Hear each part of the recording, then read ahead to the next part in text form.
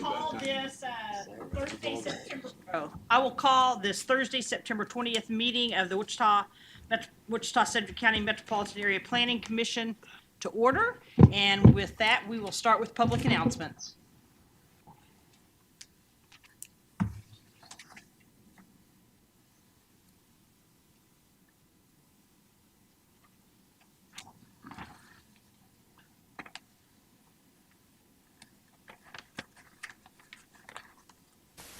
Before we begin the agenda, the Wichita-Sedgwick County Metropolitan Area Planning Commission and the Wichita-Sedgwick County Board of Zoning Appeals would like to take this opportunity to welcome everyone to this public hearing. Copies of the agenda for today's meeting, the public hearing procedure, and Planning Department staff reports on all agenda items are available in the lobby of this conference room. The Planning Commission's and the BZA's bylaws limit the applicant on a zoning, subdivision, or variance application and his or her representative to a total of 10 minutes of speaking time at the start of the hearing on that item, plus up to 2 minutes at the conclusion of that hearing. All other persons wishing to speak on agenda items are limited to 3 minutes per person. However, if they feel that it is needed and justified, the chairman may extend these times by up to 2 minutes. All speakers are requested to state his or her name and address for the record when beginning to speak. When you are finished speaking, please write your name, address, and the case number on the sheet provided in the lobby. This will enable staff to notify you if there are any additional proceedings concerning that item. Please note that all written and visual materials you present to the Commission and the Board will be retained by the Secretary as part of the official record. If you are not speaking but you wish to be notified about future proceedings on a particular case, please sign in on that same sheet. The Planning Commission and the Board are interested in hearing the views of all persons who wish to express themselves on the agenda items. However, we ask that all speakers please be as concise as possible and avoid long repetitions of facts or opinions which have already been stated. For your information, the Wichita City Council has adopted a policy for all city zoning items. A copy of this policy is available in the lobby. The City Council relies on a written record of the Planning Commission hearings and does not conduct its own additional public hearings on these items. The decision of the BZA is final. Any appeal of a decision of the BZA is to district court. Okay, moving on to agenda item number 1, approval of the prior MAPC minutes. Second. So I have a motion by Mr. McKay and a second by Mr. Bill Johnson. Yes, Mr. Foster. Just want to make a note on page 13 related to the vacation assigned case that we had. The motion states to approve subject to the recommendation of the subdivision committee and staff recommendation. Those recommendations were to deny. Therefore, I would suggest rewording the motion that would relate to the approval. For example, to approve subject to reduction of request as presented by the applicant. Thank you. So do I have a motion to Amend the minutes. amend the minutes? Yes. By Mr. McKay. Mr. McKay, are you okay with amending the minutes? Mr. Johnson, are you okay with seconding that motion? Okay. All in favor say aye. Aye. Opposed, same sign. Okay. Motion carries 10-0.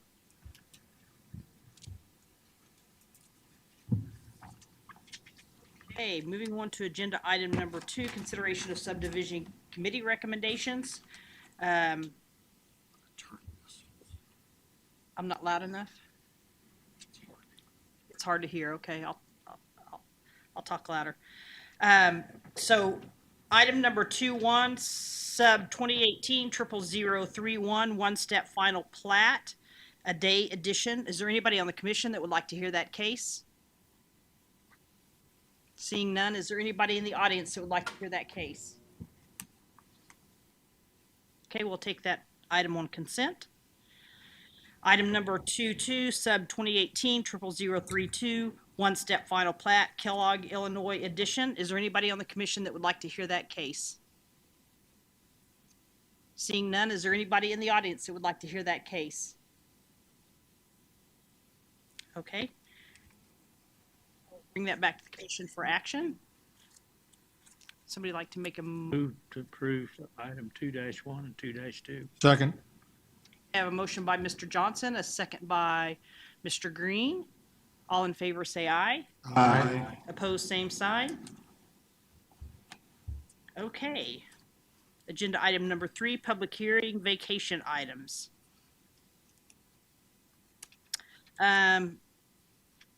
Kate, Or none. yeah, there are none. I see that. Number 4, case number CON 2018 00034, county conditional use to allow mining and quarrying on property zone SF20, single-family residential. Is there anybody on the commission that would like to hear that case? Yes, we will hear that case.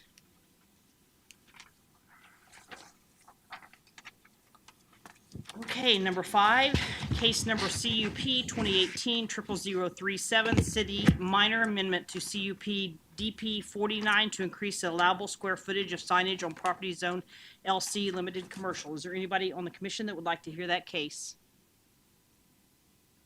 Seeing none, is there anybody in the audience that would like to hear that case? Okay, we will take that on consent. Item number 6, case number ZON 2018 00034, county zone change from rural residential to general office. Is there anybody on the commission that would like to hear that case? Seeing none, is there anybody in the audience that would like to hear that case? We will hear that case. Thank you. Item number 7, case number ZON 2018 00037, city zone change from LC limited commercial to GC general commercial. Variance for tattoo and body piercing facility. Is there anybody on the commission that would like to hear that case? Seeing none, is there anybody in the audience that would like to hear that case? If not, yes? Are you the owner, applicant?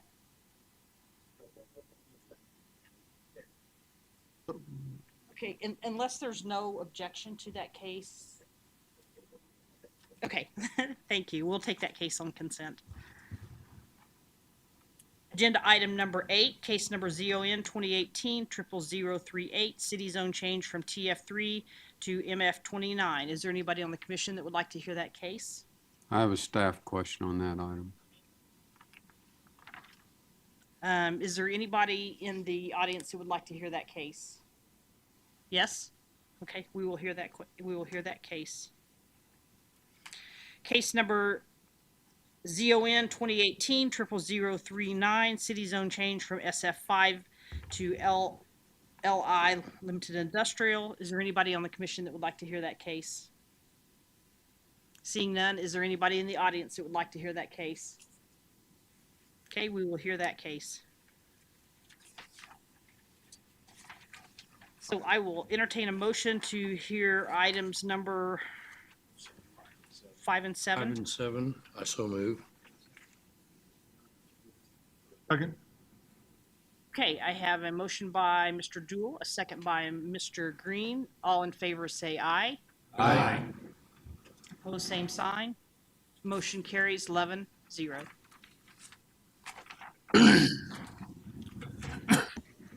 All right, and Dave Uratt's going to present CON 2018 00034. Thank you, Madam Chair, Commission, members of the Commission, Dave Ura with planning staff. Conditional use case number 34. This is a request for a conditional use permit to permit mining and quarrying activity on property that's south of 55th Street South and west of essentially South Tyler.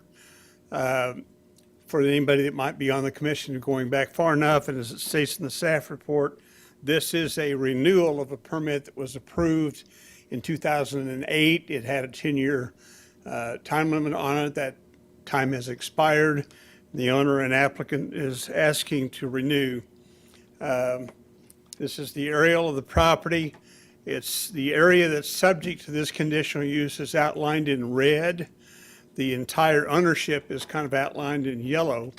So not all of the land owned by the applicant is included in this application.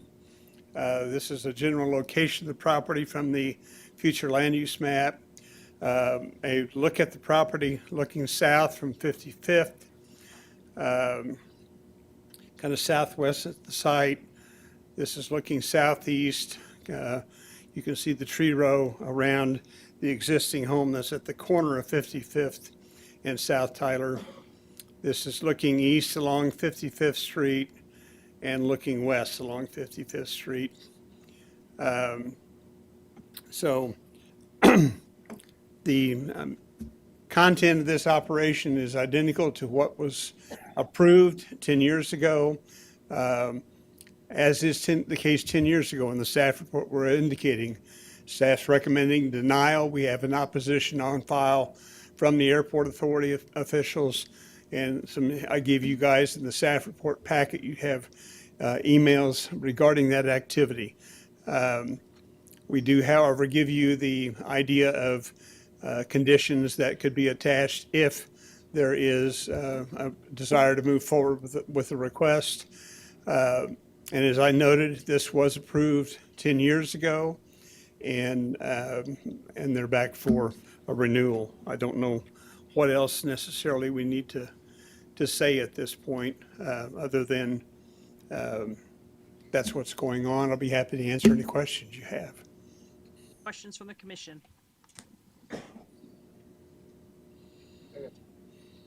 Possibility that there will be some water on this if they start their mining and land clearing procedure. There will be a retention pond, am I right? Well, it would result in water being held within the area being excavated, yes. Subject to drawing files. Subject to drawing files, birds. Yes. Okay. Yes. Haley? What is the water table there? Is this going 5 down feet. to the water table, or is Yeah. it just gonna be surface water that drains into it? Well, I'd rather have the applicant or their agent address the details of that better than we can. Any other questions from the commission? If not, I'd ask agent or applicant to step forward, provide your name and address, and you have 10 minutes to present. Good afternoon, Russ Avey with Boffman Company, agent for the applicant. Again, as Dave mentioned, this was brought to us to simply renew the 10-year timeframe that runs out, I believe, in November of this year. If we recall, this was somewhat of a rudimentary undertaking 10 years ago, as it is today. We have often, what is often the case, we have these potential borrow pits that contractors will negotiate with landowners for specific projects. And 10 years ago, that specific project was the Columbus Jet program that Textron Aviation ultimately decided not to pursue. So this site, along with 3 other sites in the near southwest Wichita area, were approved for borrow pits. In this particular situation, the farmer that owns the property was looking for an agricultural pond for his livestock operations. And in exchange of that, he was selling the material off that site for use in construction projects for Meese Excavation. So although I have been asked by staff and the answer was no, we do not have a specific project at this time envisioned for this material.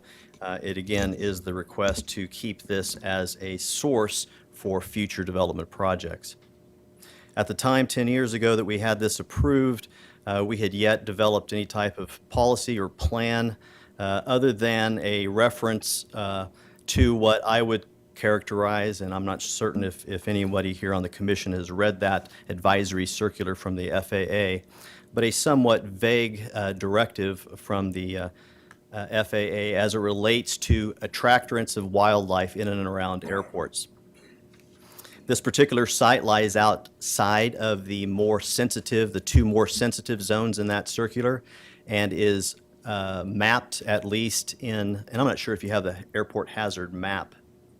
Okay, so online and through GIS is an airport hazard map that shows 4 different designations as it relates to these, as it relates to the FAA's concerns. And we are in the lesser area D. And in looking at that section of the various codes and requirements from the federal government and the local jurisdictions, one can see that it's kind of a catch-all. The primary intent of the section of code that Mr. Christopher of the Wichita Airport Authority issued as part of your packet, you'll see him referencing section 28.08 of the code. And again, if you read through that and you look at the mapping designations, what that, according, in my opinion, was to limit the height obstructions of the airport, the glide paths, if you will.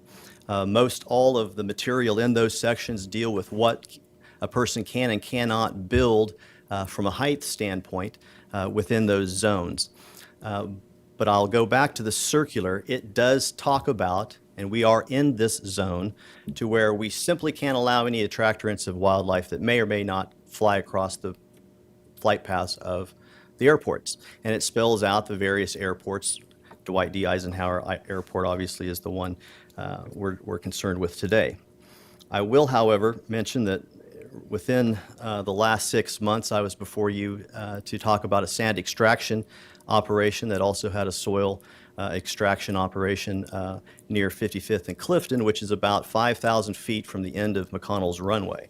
You will recall amongst the hours of discussion we had on that topic, there was no discussion on this. It has been, we've had a working relationship with at least McConnell Air Force Base on how we are to handle the development of any type of wet surface. In that case, it was going to be a sand pit. And in my experience, those conditions for the development of these ponds deal with the creation of things that will retard the ability or the desire of these migratory birds, which is the specific concern here, from identifying this future body of water as an attractant. So what does that entail? It usually entails how the property owner would handle the vegetation around a pond, as well as the side slopes, and using such materials as riprap to prevent or at least discourage these birds from migrating to this particular pond. I tried before this meeting to get a clearer idea of what kind of that gray area meant for us specifically here today, because we're going to have a lot of questions.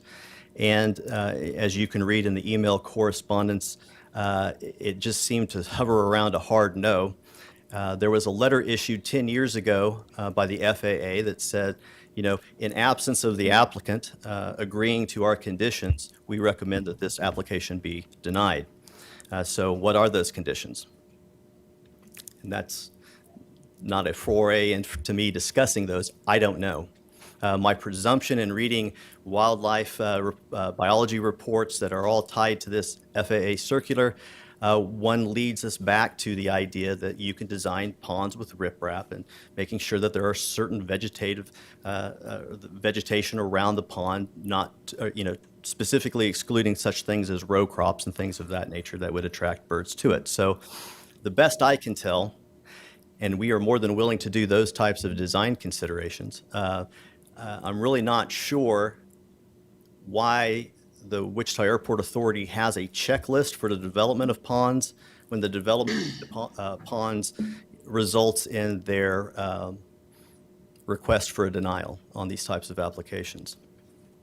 One of the points that I made 10 years ago, and I'll make again today, because it's still a question, at least in my mind, is having the opportunity to sit through plenty of these planning commission meetings as well as district advisory board meetings on a number of different development applications all across the county.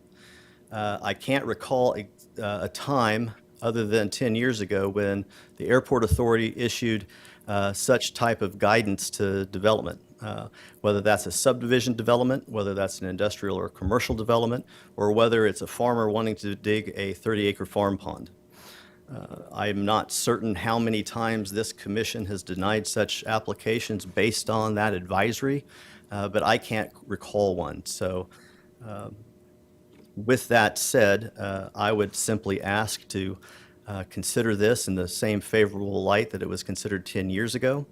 Again, we will be willing to make certain concessions to the design of this pond to help mitigate in any fashion, any type of impact, work with Mr. Christopher to develop a plan, which is called for in the checklist, to help mitigate any potential attractant or the creation of an attractant on this particular body of water. We simply have not been, those attempts seemingly have been rebuffed. So I was hoping for an opportunity today to hear maybe a little bit more what that would entail. So I'll listen at the appropriate time for that information. On a secondary note, there was also some discussion as it centered to drainage plans and drainage, and I think the Planning Commission had a question about that as well. Again, this will have no impact on inflow or outflow. This is not a detention facility. This is not a retention facility. This has no drainage capacity as we would consider it for development. One of the unfortunate elements, perhaps, at least from my point of view, on these types of applications is we have to have an operational site plan and we have to have a redevelopment site plan. Oftentimes, people will look and pay more attention to the redevelopment site plan, showing potential lots. I'm not sure if there's 8 or a dozen of them, but in no fashion is this going to be a subdivision in the future. It's going to be a gentleman's farm pond and an agricultural production. So, as we try to explain to some of the county staff, a lot of these drainage reports and drainage easements are due at the time, we believe, at site development when we plat the property for a change of use. Nothing about this pond's going to alter, create any additional runoff, or anything of that nature. So again, besides being able to rip-wrap the outfall and inflow areas of the pond, there's really very little to do, very little to be concerned with, in our opinions, from a drainage standpoint. With that, I'll stand for any questions that you all may have. Questions from the commission? Yes, Mr. Green. Other than the passage of time, do we have any idea of what has changed out there that would warrant us to deny this request Nothing. since it was approved 10 years ago? Nothing. No. And then the second thing, if we were to approve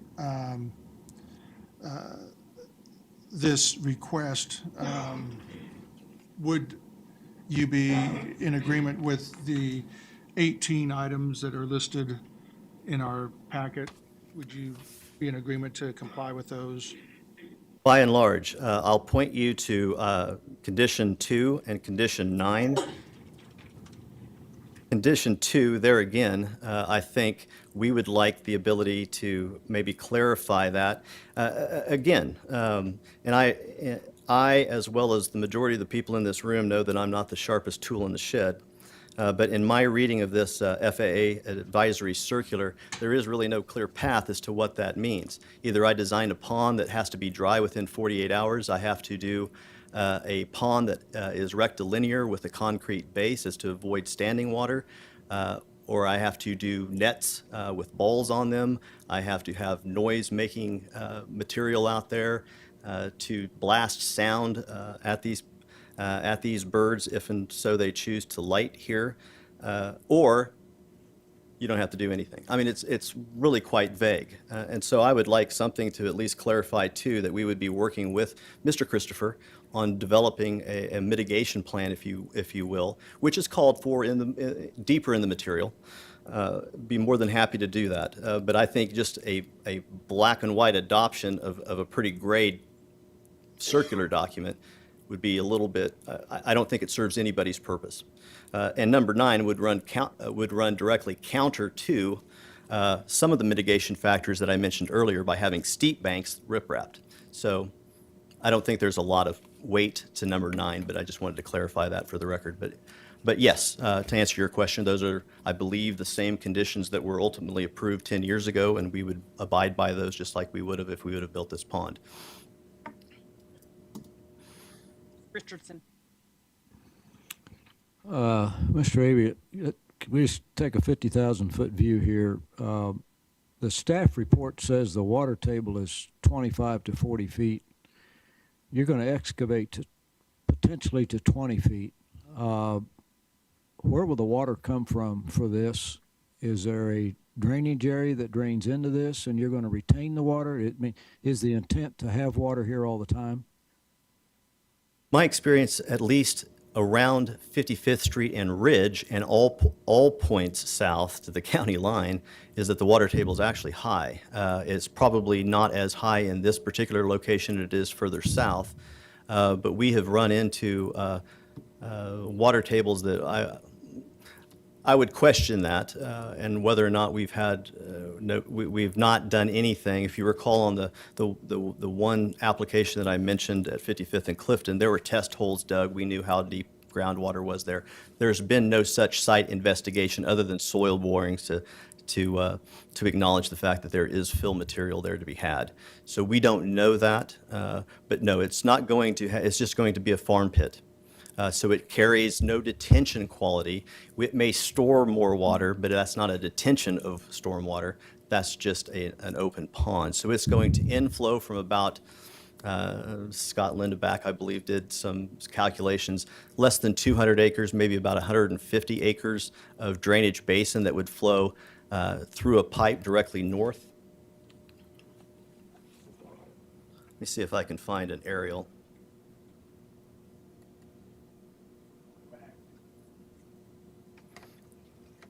It's hard to see, but there is a pipe running from this location underneath 55th Street that drains through the property, then out the property. And that would be maintained. Again, it would be riprap to provide any type. We're not going to accelerate the water in any fashion, different than any other pond situation. But you intend to store water in this excavation? It will be a farm pond, yes. It will be a pond just like any other farm pond in Sedgwick County. And by storing water, then you'll have some sort of an outfall, I assume. But Different than a retaining but pond, we don't- however. But what you're telling me is you don't know what the groundwater level is? I'm saying that that's not, at least from our standpoint going into it, Mr. Richardson, has not been one of the primary variables that we've looked at.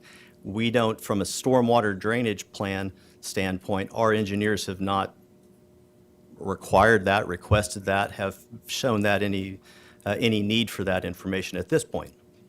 But everybody's assuming, including the airport, that's going to hold water, and that's your intent for it to hold water in Correct. some fashion. Correct. The next question I have is about the circular that's in question, and it's AC 150/5200-33B. And the airport says don't approve this unless you agree to abide by it, and you're saying to us you don't know what it says. I do know what it says. I know that it doesn't give anything definitive. Okay, my next question then is, and this may be a question for staff, who enforces the compliance with this circular? So let's just say it's approved with the condition that you comply with this. Sure. Who enforces that? Who decides what you have to do? What I'm hearing you say is you really don't know what you have to do. And I've read it all. And you've read it all. Yes. And we don't have it, so So, fortunately we haven't had to read it. But my question is, it kind of seems to hinge on what are you going to do to mitigate potential for birds? And we don't have a checklist. We do have a checklist. But you're saying that doesn't necessarily make sense to do the things that they want to do in this circular. Sure. If I may just give you an overview of how I know it and then let staff either corroborate that or not. So the FAA sends these circulars to managers of these various airports that are noted very well in local and federal code. They discern different areas for different types of treatment, and there's maybe a half a dozen of those types of designations. There's 4 different mapped areas that we know about. But when you, so the FAA sends this advisory circular to managers of airports. In this case, it fell on Brad Christopher' desk. He notes that when any pond or water surface or any other type of wildlife attractant is proposed within this maybe 25% of the county, if you look at the map, then they're opposed to it. Why? Because and the I see FAA that. ties their funding to the viability of airports, and part of this is to manage the safety and well-being of that airport, which there is not a person here that doesn't want that to occur. But tell me what a hazard is. Tell me what a danger is that's different than any other development that's happened, from the Wichita Zoo to the new park up by the old landfill to 5 or 6 subdivisions that we've built within the last 8 months. I don't know. And I see the checklist here, but the checklist says, can any or all of it be taken care of? I mean, it seems to be a little bit soft in how you do this. Is there a way to come to some agreement between the landowner and the airport as to what would be done? And if so, who enforces that agreement? So one enforcement body is the county, is you all and the county commission. You have the ability to deny this application straight up, and therefore, implement this circular, so to I'm speak. talking about an ongoing basis to see that Absolutely. it gets done as we would, and that would be MAPC. If it's approved as a conditional use, then it would be zoning enforcement would enforce it just like they would any other conditional use. And the airport would have the ability to go out and inspect it and say, this is not meeting what we agreed to do? Well, what I'd like to see, is there anybody from the airport here to speak Okay. directly to All right. this and see if they could help? If they can't, then All right. I don't. And to be perfectly honest, I can give you a quick rundown of the checklist. Does this land use include any potential wildlife attractants? If yes, then you go to the second one. Can it be eliminated or avoided? If no, then can it be reduced? Yeah, I see the, Yeah. I've read the checklist. All right, then you but go down here and it's just like, somebody has please to don't make feed it- the yeah. geese signs. Somebody has to make a decision about these things, and that's got to be an enforcement capacity of somebody who says, can we get together? Mr. Avey asked, what's the hazard? Well, from the airport's perspective, water bodies are the hazard. Now, whether there's, 300 or 500 of these already in existence, that's a different deal, but anything that attracts wildlife is perceived as being a hazard. And so what these guidelines are intended to do is to try and minimize that. And my understanding, since there's nobody here from the airport, so I could be completely wrong, but I'm just telling you what my understanding is they then use this checklist, and if there's going to be water there and it's going to last longer than 48 hours, can you do things like plant grass that's going to be 6 foot tall along the banks to discourage geese from being there? If you can't plant grass, can you put riprap or something else that discourages them? If you can't do that, then my understanding is around McConnell, they've actually hired someone with bird dogs to go out there on a regular basis and let the dogs run around and harass birds so that they don't feel safe, and keep them away. Those kinds of things are the mitigation thing. What would have been helpful is if we could have had some sort of an understanding from the applicant and the airport folks on what's possible and what's not possible. So I would assume that should you decide to approve this, one of the conditions could be that the applicant and the airport folks get together and come up with a workable plan, and either they reach agreement on it and it moves ahead, or they don't and it has to come back, or some sort of action like That was that. my, thank you. Yes, sir. Well, I just comment on what you were saying at McConnell. there's at least one landowner out there that won't let the bird dogs on there, and that's a problem.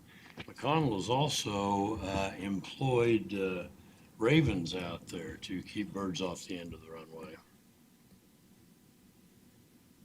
Mr. Johnson. Hey, this is a question of staff. Basically, I know of a large pond that was dug on, it would have been on Ridge Road between 47th and MacArthur. Was the same type of requirements were on that? Do you remember? I don't remember. Yeah. I would have thought it was more so in the flight path. For your reference, it is in the same green designated mapped area as we are, Area D. And I think, I think you have that correspondence in your packet. I mean, that was something that I reached out several weeks ago to get at least a clearer understanding of these types of regulations. And again, I think you saw the response. Mr. Daly. The Area D you talk about, where in mileage does that begin from the airport?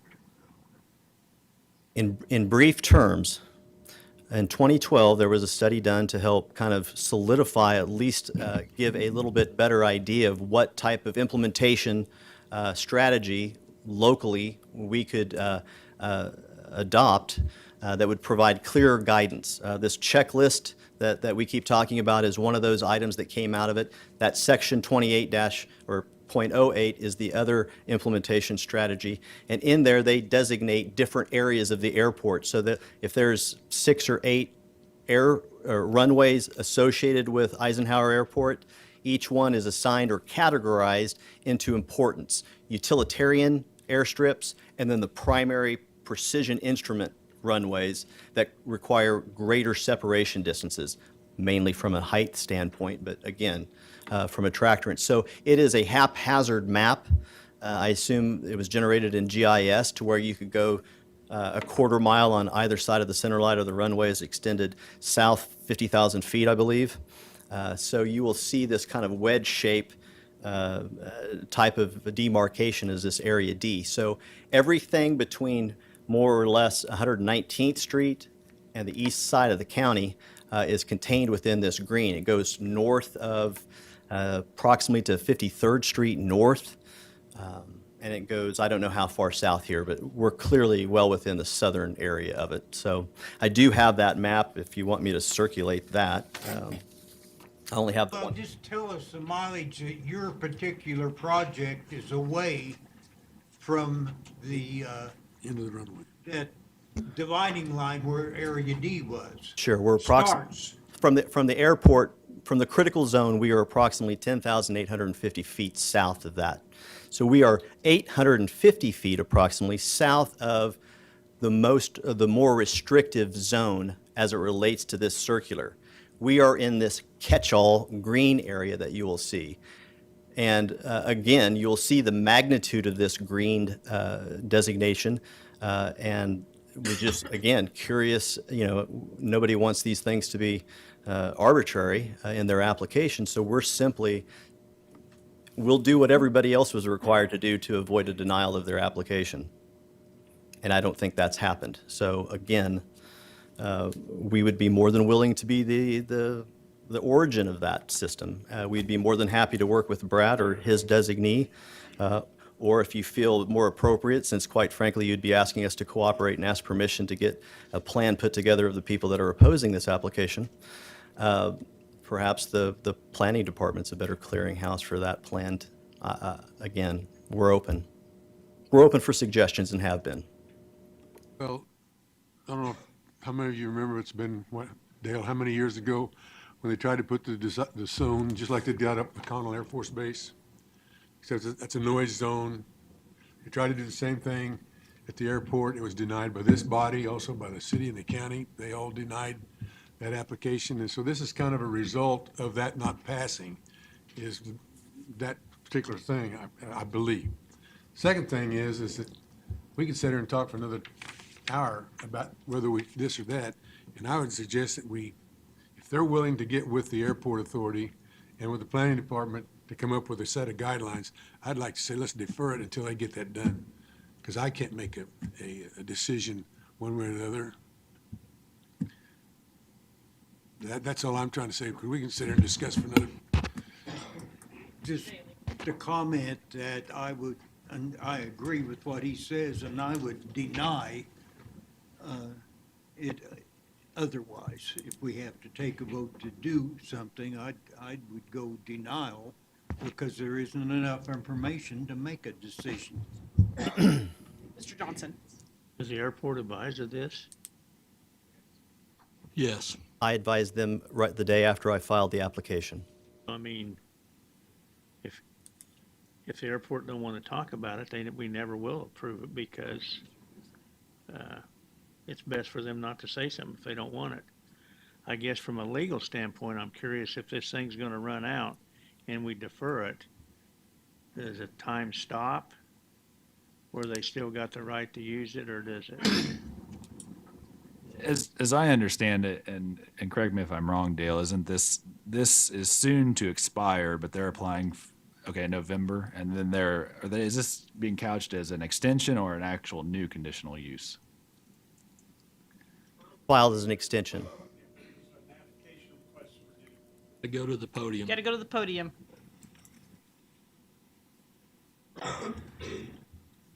Taking it as a new request, but it was essentially a request to renew the previous approval.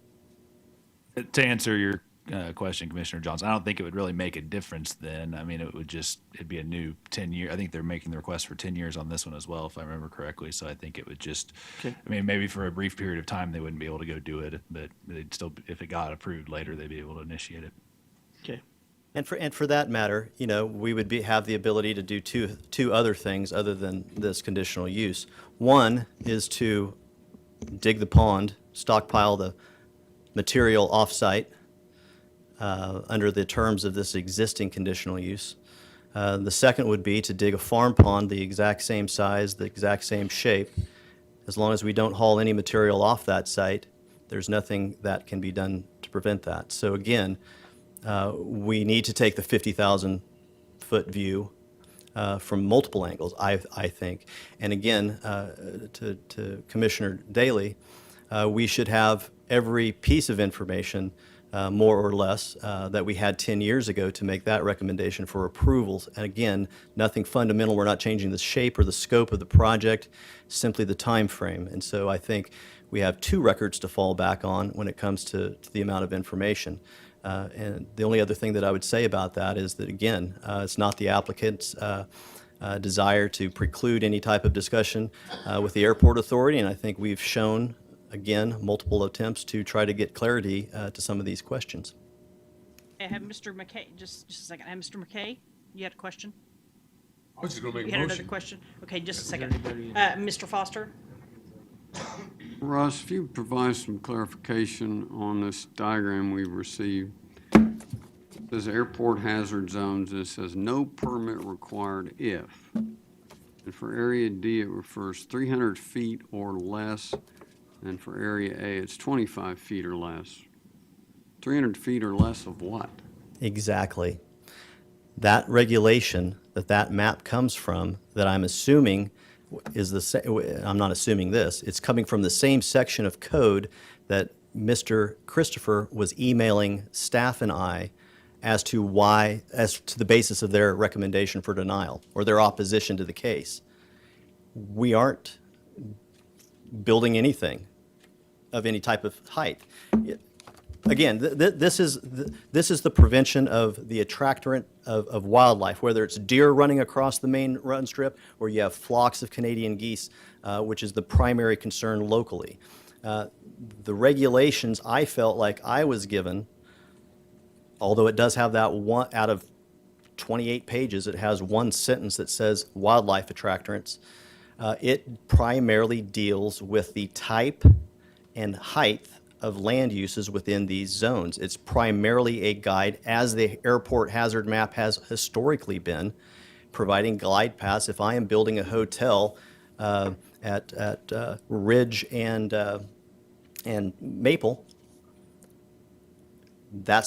I have to use these types of glide slope maps to determine whether I can build a 5-story hotel or a 4-story hotel.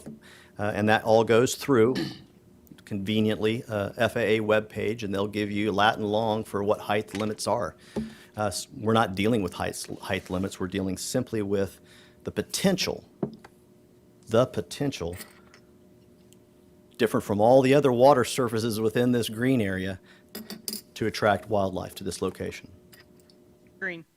Yeah, I was going to make a motion, but I think that We got other people we need to there are hear, other I people that think. want to Yeah, ask I- questions.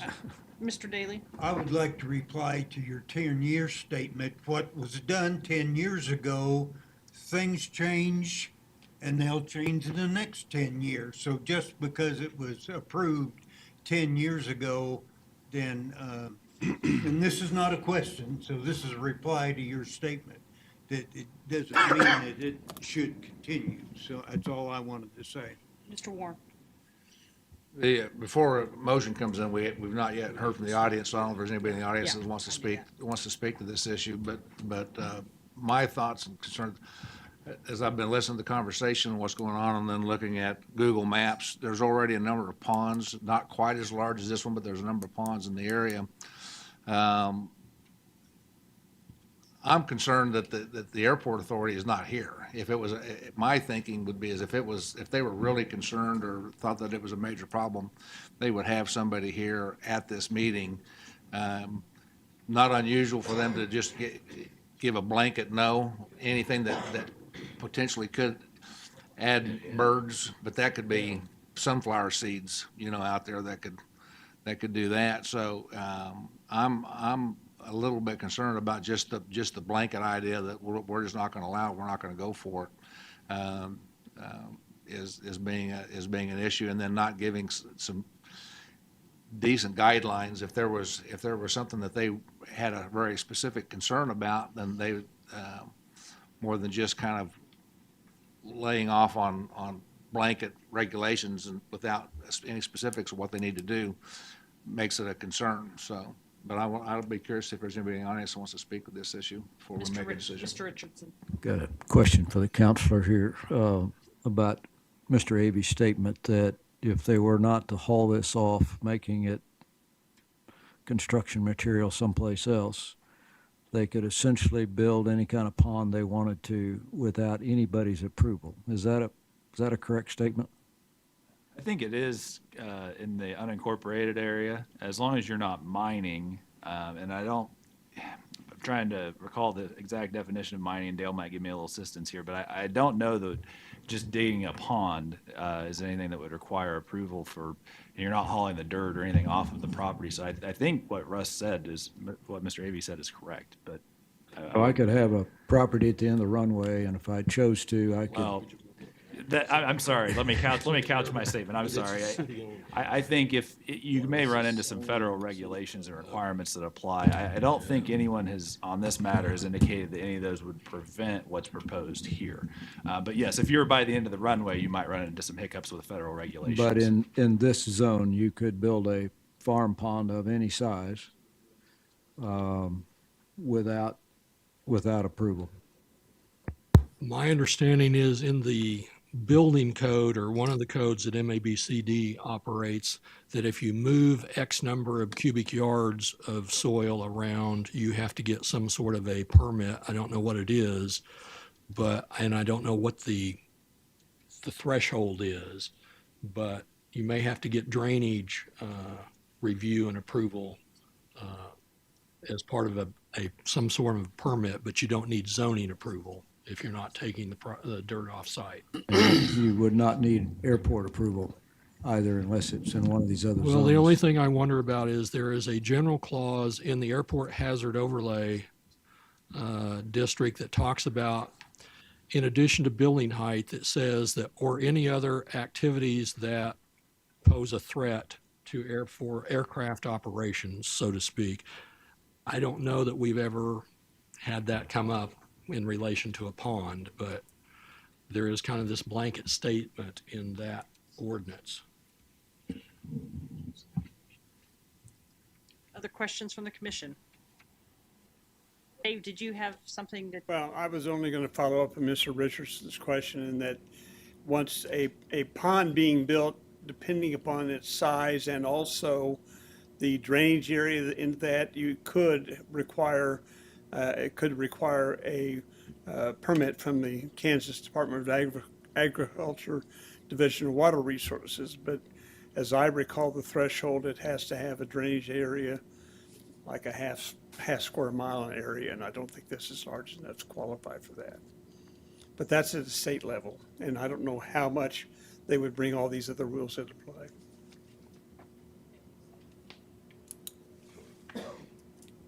do we have anybody from the audience that would like to speak on this case? Bring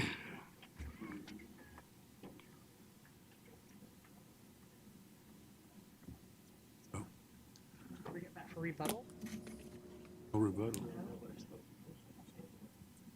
All right, I'll bring it back to the commission for action.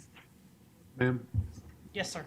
I think when we're going to the farm pond thing, they own more than the piece of ground we're talking about. So when you go to the state resource, it's the overall property owned, not just the piece of property we're talking about. So if they own a quarter section of ground or a half section of ground, that's so, I kind of agree with Russ, that could happen because, you know,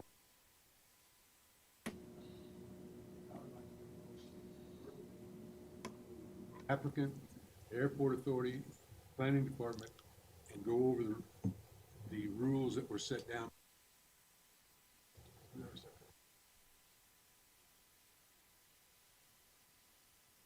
Through 18 and have a common agreement. Second. I have a motion by Mr. McKay, a second by Mr. Daly. Discussion? Mr. Green. I'd like to propose a substitute motion to approve the request and have with regards to item 2, have the applicant and the airport authority work together to work out an agreement to mitigate the advisory circular concerns that are addressed and that are unclearly addressed, I guess I should say, in that item 2 of the approval, if we should decide to approve this. Can I have a second? I have second by Mr. Blick. Motion by Mr. Green, second by Mr. Blick. Discussion? Mr. Warren. Just my leaning on the, I don't know if everybody got to see this, this went around the room there. If I'm looking at this right, then this is in the green zone, which it has nothing to do with ponds, but it's, you would not have to have a permit is if you were building something less than 300 foot tall. That's a fairly tall structure that was coming in. In terms of notification to the airport, you would not have to have a permit if you're under 300 foot tall. So this is getting outside, fairly far outside of the range of where the traffic patterns are running. So I'm inclined, that's one reason why I will support the substitute motion. Mr. Richardson. Mr. Green, in your motion, what happens if they don't arrive at an agreement? Is this subject to that agreement? The approval would be subject to the agreement that they come to. Bring it back. And if not, it comes back here? Right. Wouldn't that be the same thing as what John moved, that they'd have to get together and agree on all of them instead of just number 2? I think what Mr. Green's saying is if they can agree with the staff, the airport authority, and the applicant, then it moves on and we don't have to hear it again. Right. If they can't get together, then it comes back, which is kind of what Mr. McKay's saying. Mr. Foster. I know from what I'm looking at here, I would really like to see what information comes out of that meeting, just so we can learn from that in the future. So I want to see this back here so that we can all learn from this going forward. And I think I'm going to support the original motion. Yes. Yeah, I agree. You agree. Mr. Johnson. I think Russ had indicated they were in agreement with everything but number 2. Well, if that motion is to get that lined out,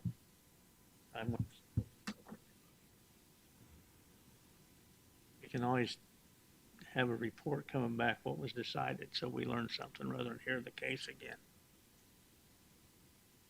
Other discussion on the motion number 2? Okay, so all in favor of motion made by the substitute motion, sorry, say aye. Aye. Okay, opposed, same sign. Aye. Okay, so, hands. yeah, we need a show of hands. Favor? Ayes in favor. Ayes in favor. Which motion? Motion, the Substitute. substitute motion. 6. 7. And got 'em all. Those opposed? 7-4.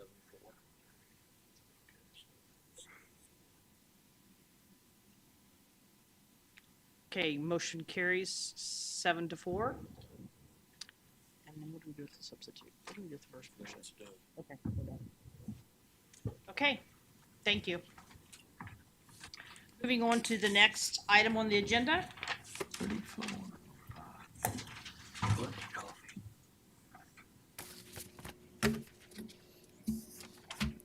My bad. Okay, item number 6, ZON 2018-00034, county zone change from rural residential to general office. And we have Dave Year out to present. Thank you, Madam Chair. This is a request to rezone property at the corner of 101st Street North and North Oliver from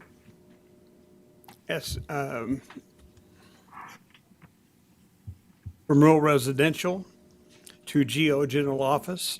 If you'll recall, recently, this area was included within a plat. The plat covered approximately 15 acres that was, went all the way over to their west property line at this location.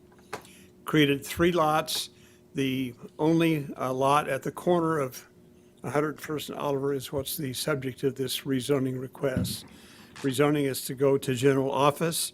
The applicants indicated that would be to allow for the development of an office on this property. As noted in the zoning regulations, if the zoning is granted and for the general office use, it's restricted to essentially office uses, a handful of other uses that would otherwise be permitted, many of them in the rural residential district as well, such as residential uses, churches and things of that nature. It would not allow the outdoor storage of equipment.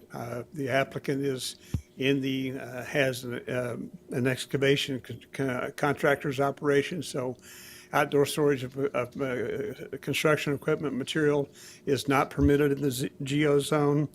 Also, the screening requirements, the zoning code, when it develops, will come into play, and it will require that appropriate screening and buffering be constructed on the north and on the west property line of this lot. We included in the application the preliminary sketch showing the anticipation of what the applicant is envisioning as they might build on the property. This is an aerial that shows where we're located at the corner. It's just agricultural land. This identifies its location in reference to that part of the county. This is the site plan that was provided by the applicant.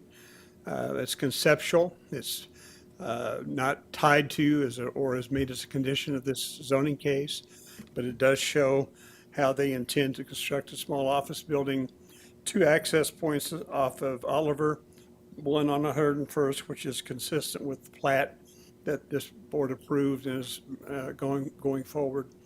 An aerial looking at the site. This is just farm ground at this location. Presently, that's looking north on Oliver. This is looking east along 101st Street.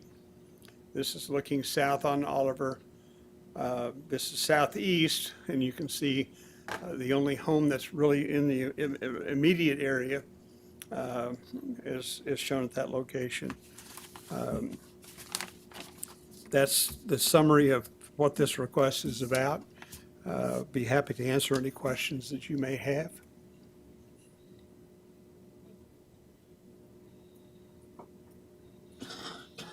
Not if agent or applicant could step forward, provide your name and address, and you have 10 minutes.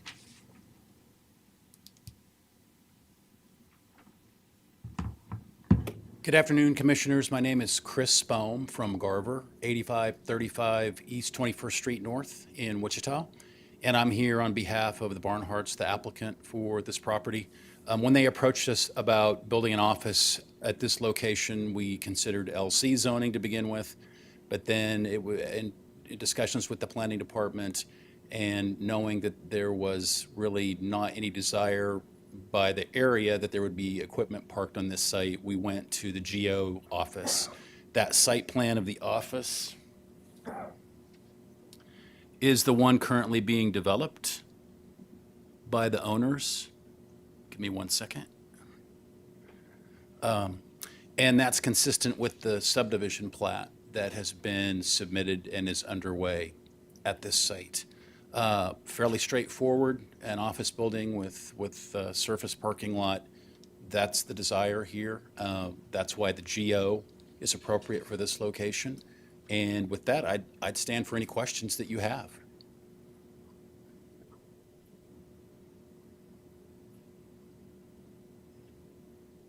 Thank you. Thank you. Is there anybody from the audience who would like to speak on this case? Okay, if you'll step forward and state your name and address, whoever wants to go first. You still have to go to the podium, please. Oh, you still have to go to the podium and state your name and address, please, and you have 3 minutes.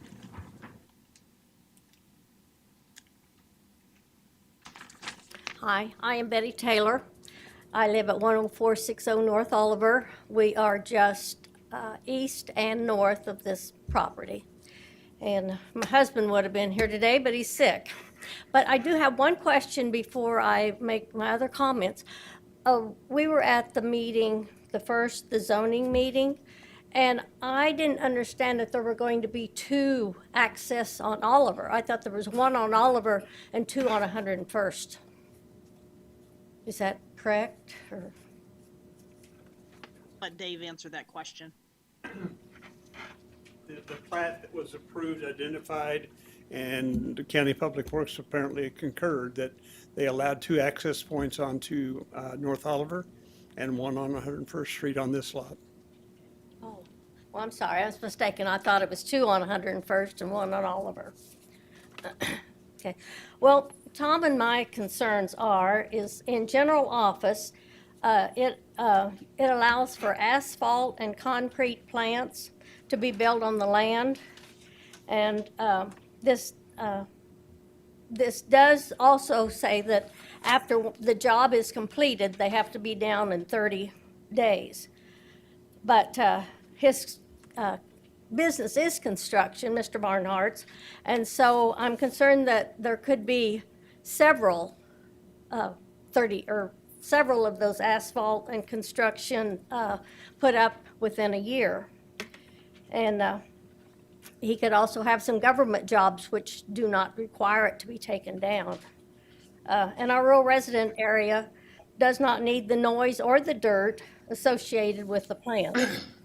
And Mr. Barnhart may say that he isn't going to use the concrete or asphalt now, but having been in business for 40-plus years, things change, and you have to change with them. And I did hear that he was thinking about concrete. And at the last meeting, Mr. Barnhart mentioned to us that he wanted to get the business away from his house, but because of the noise and the dirt, but we don't care to have it at our home either. And that's all. Thank you.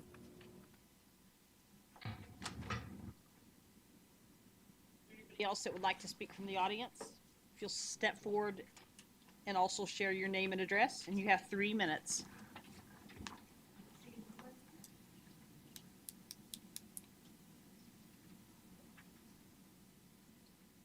Good afternoon. My name is Penny Clement. My husband and I own the property at 10500 North Oliver. We don't live there yet, so I can provide our actual current address where we live. It's at 937 Cedarwood Court, and that's in Andover. We purchased that lot. It's 30 acres. It's on the east side of Oliver and very slightly north of where this proposed changes are. We purchased that 30 acres with the intention of building that dream home to retire to. This has nothing to do with that. Dave and I have talked long and hard about whether to oppose this, but we do. We oppose it for several reasons. First of all, the environment out there is strictly rural, agricultural. There's nothing about the environment there that goes with the general office zoning, which is in direct contrast to what's listed in this proposal. It says that it's in keeping with it's not out of character with the neighborhood. We disagree with that. The smallest lot that I am aware of in that area currently with a home on it is 10 acres. So granted, this lot is smaller, but to also change it to general office is a huge change. This proposal shows 30 parking spaces. That doesn't strike me as a nice, quiet office that you would normally have in your home. That's a lot of parking, a lot of noise. What Betty pointed out as far as dust and noise, again, this is a rural residential area. In the photos that you saw, there are really no homes directly across the road, but the homes that are there are very, very close, as would ours be if we wind up building out there now. If you look at what general office allows in its to be built, included in general office is an assisted living, a group home, a group residence, a hospital, a nursing facility, a school, a bed and breakfast inn, a broadcast or recording studio, a funeral home, a hotel or motel. Those are all included in general office. And so what you're doing is you're changing an agricultural area to zoning that would include all of those things. So we ask that you deny this request. Thank you. Thank you. Anybody on the commission have any questions from them? Pam, can you go back to the podium? Just for staff, no. Just staff, okay, I'm sorry. Do you have a question for staff? Well, I think it would be good to clarify whether or not these use characterizations are correct about asphalt, et cetera. Can we have some clarification on that, Dave, or? Right now, in all zoning districts, what's called asphalt concrete plant limited is permitted by right. Those are essentially temporary placement of facilities that are tied to actual government construction projects, not just general contract projects. The type of more of a permanent placement where someone would have an asphalt or concrete plant is a general, and that's not permitted in GO or RR. Some of the other uses also would probably trigger a requirement for a lot more type of an advanced kind of a sewage system or public sewers, which are not available at this location. What about the hotel motel? It's allowed in office? Okay. Okay.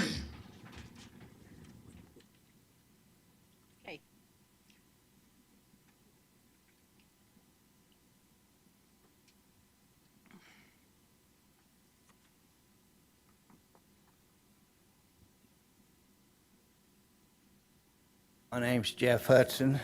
I live at 9949 North Oliver. I'm just south of where they're wanting to put this place in. And a lot of that land, I've been out there for almost 30 years, a little under 30 years. And I moved out there, my wife and I, she's passed away now, but we moved out there to get away from all this, the city stuff. And we like the rural areas. And most of these people that live out there did the same thing. We want to get away from the city. And I know this, they're talking about an office building now, but like you say, later down the road, they could come back and throw in some of this other stuff. And most of this stuff has been farmland for years. And most of these houses out here, they have for lagoons for our wastewater. And are you going to tell me this building here is going to have a gigantic lagoon put out there for his wastewater, or how's that going to work? And what's it going to do to our underground water system? A lot of people run their houses on wells. And if they some later years down the road, they did decide to put, I noticed at the very bottom of the thing, he is in construction, and they left it at the very bottom of the list that he could put in an asphalt company years down the road if he decided to change his mind or something of that nature. But what would that do to our underground water system and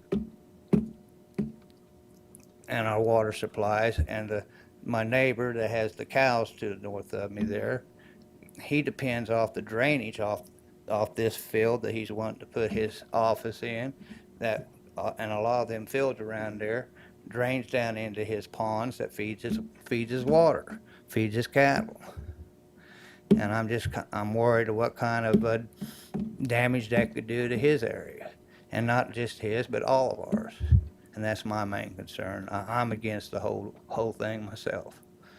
And like I say, I've been there for almost 30 years, and I'd hate to have to put my house up for sale, seeing our neighborhood turning into a commercial system. Thank you. Thank you.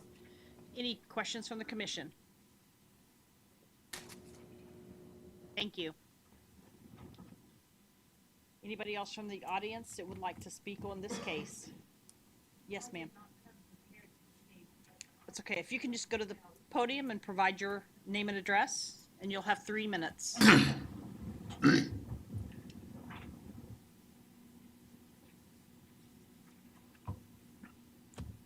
My name is Betty Rhodes, and I'm a trustee of a family trust that owns the 80 acres minus 5 acres that is directly east of Oliver, and that corner of Oliver and 101st Street North. I actually live in Mulvane at 919 North First. Now, we bought the property there in 1964 and enjoyed the rural environment and so on. Our kids were in 4-H. They grew up country-wise. My husband was from the farm. I was not. We put in a pond that's in the pasture there. We have the pasture rented out, and the cropland at the corner is being farmed by people in the neighborhood. So not only are we benefiting from our property, but so are farmers in the area. I drove through on Oliver from Keachai not too long ago, and a fourth of a mile, or half a mile probably north of 61st Street is where the commercial properties end. From that next 4.5 miles up to 101st Street, it's all residential farm property, croplands. Some are new homes on smaller lots, people that have moved from the city to be out in the country, to retire, raise their kids, have a few animals, horses, or whatever. It seems to me that if we break this avenue of Oliver North to put in commercial property, that we're just asking for that to be a pathway for people. Oh, well, there's something here, business at 101st Street in Oliver, then people building from Keachai on north. And that is not why people live in that area. And number one, we're reducing agricultural land by putting other things in. So we're reducing the income of people that have farmed that land for years and years, second and third generation. And I'm just not sure that I would be ready to give up my land for a commercial property. So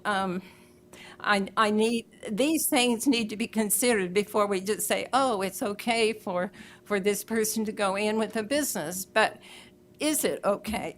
It's totally foreign to the environment of that area.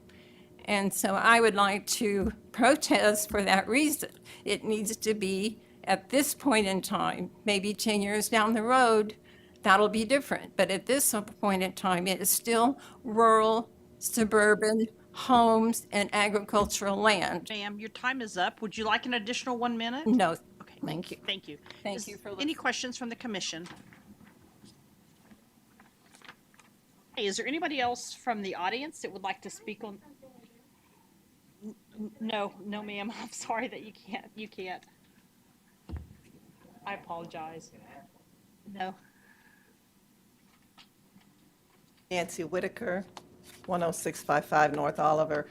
Our property abuts the north end of this development that he wants to do. I just had a question. My husband wanted me to find out if this size facility would just require a single meter, or when you have this kind of property, does it require a hydrant? And has he secured any water yet for that place, or is he drilling his own well? We were just wanting to know that. From my understanding, when the plat was approved, that he intends to obtain rural water service. And so he would need to get his meter through the rural water district, and whatever they require is what he'd be required to do. I just wondered if he would require more than just a regular meter, because there is not enough pressure, I know that, because of other applications, to put more than just a regular meter in at that area. And I didn't know on a facility, a commercial facility, if it required more.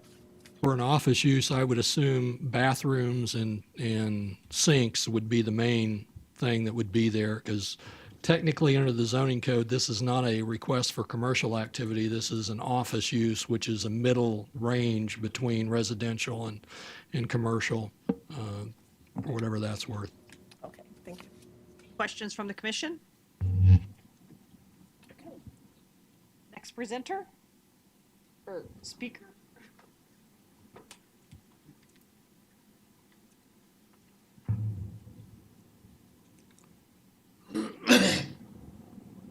My name is George Elder. I live just down west, about a half mile on 101.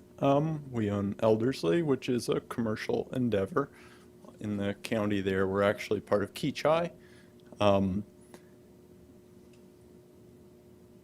county... Can you state your address, please? Yes, 3501 East 101 Street North. Thank you. Our county and a lot of conversations I've been a part of in the city are trying to understand the desirability of our community on a national scale. I think desirability and land use are a huge part of this conversation.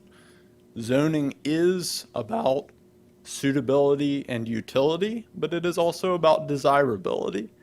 And I think that while I share some of the concerns that have been voiced, I don't share all of them.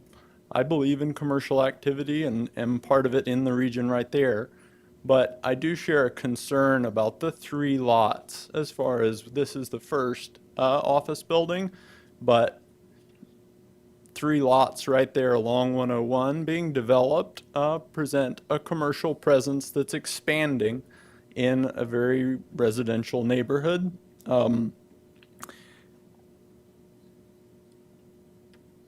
I won't present a protest to this. I couldn't say that I'm clearly opposed to it, but I am concerned that this may not be a cohesive land use to the area, and therefore I would, at this point, just manifest that I'm a concerned community member, and that this, especially for the future, having 3 commercial lots along the corridor there is of concern to me.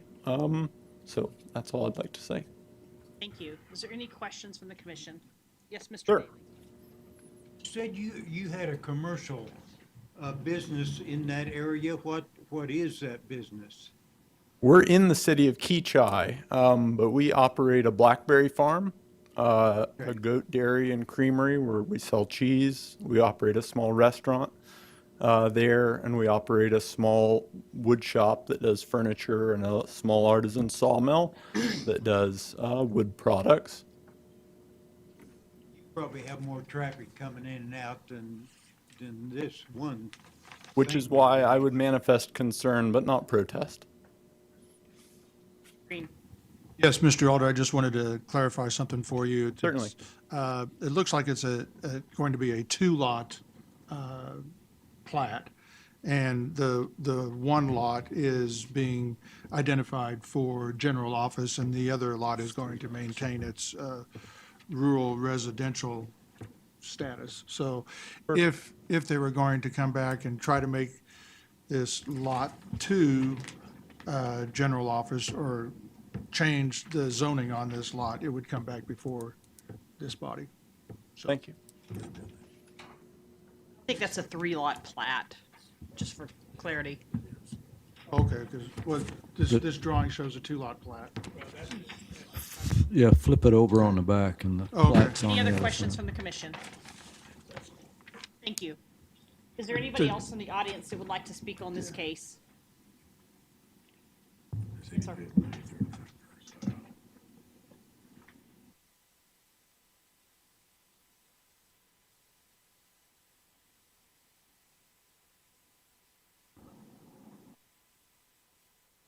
David Clement, and I bought the lot my wife spoke of earlier at 10500 North Oliver.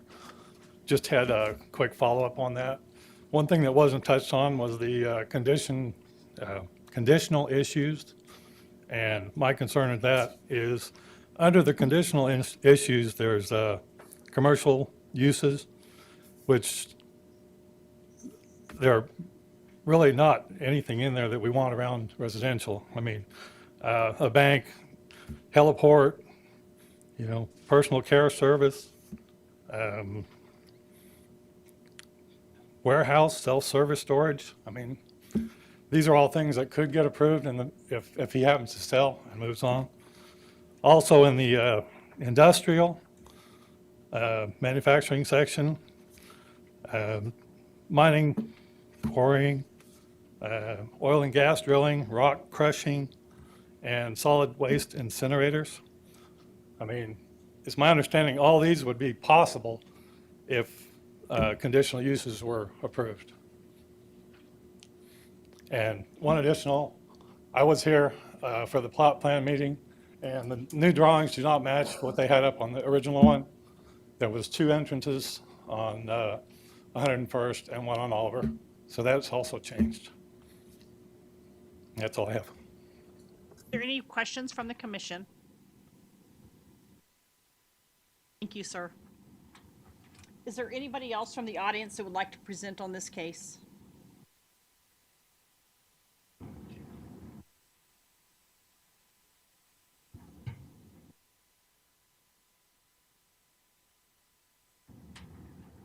I'm Joe Jean Matthews, and I live at 4444 East 101st Street. This is my house right here. Ma'am, you'll have to use the mouse and step back to the podium because, ma'am, you'll have to step back to the podium because we're recording and we need to. This is my house over there, right next to his property, and my pond in between it. Unlike the Clemens I've already built, this was my retirement home. This was my whole investment, and now I've got commercial property moving into me. I'm really concerned about this because I did move out there for my peace and quiet, and now they're putting a commercial property in. It was my understanding that when he bought that 80 acres, that he said it was going to remain all agricultural. And so what do we people have to rely on when somebody tells us something then turns around and changes what they're doing with that property? He does have a property and a business farther east of us, and he has his construction stuff down there. And I'm wondering why he can't keep it down there. Is it bothering his personal space there at his home? And that's why he's moving in it and want to bother everybody else. But it is residential. If I knew there was going to be commercial development there in that area, I would have never moved out there. It's peaceful. All the neighbors get together, and we're nice to one another. And I can't say this for sure, but I heard a statement one time that somebody asked him about why he was doing this, and he said, well, if you don't want that, you should outbid me, which doesn't sound like, to me, like a very nice person to work with. I'm just a common person that spent my money for a retirement place, for my peace and quiet, and now somebody's wanting to build commercial out there. I'm concerned about, since he said he was going to use it for agricultural, and now he's changed that, how much more he's going to change down the road. I'm concerned about my pond. I'm concerned about Dale Hess's ponds across the street that we use all the water from. I'm concerned about noise and any pollutants if later on he changes his mind and he wants to put all his equipment out there. So I'm strictly opposed to it. You know what I'm saying? Based on the information that he has provided us in the past about what he planned to do with that land and what has transpired and the possibilities of the problems in the future. Like I said, we moved out there to the rural community, and that's not what we're getting now. Thank you. Any questions from the commission? Thank you, ma'am. Is there anybody else from the audience that would like to speak on this case? If not, we'll ask the agent or applicant to come back for 2-minute rebuttal.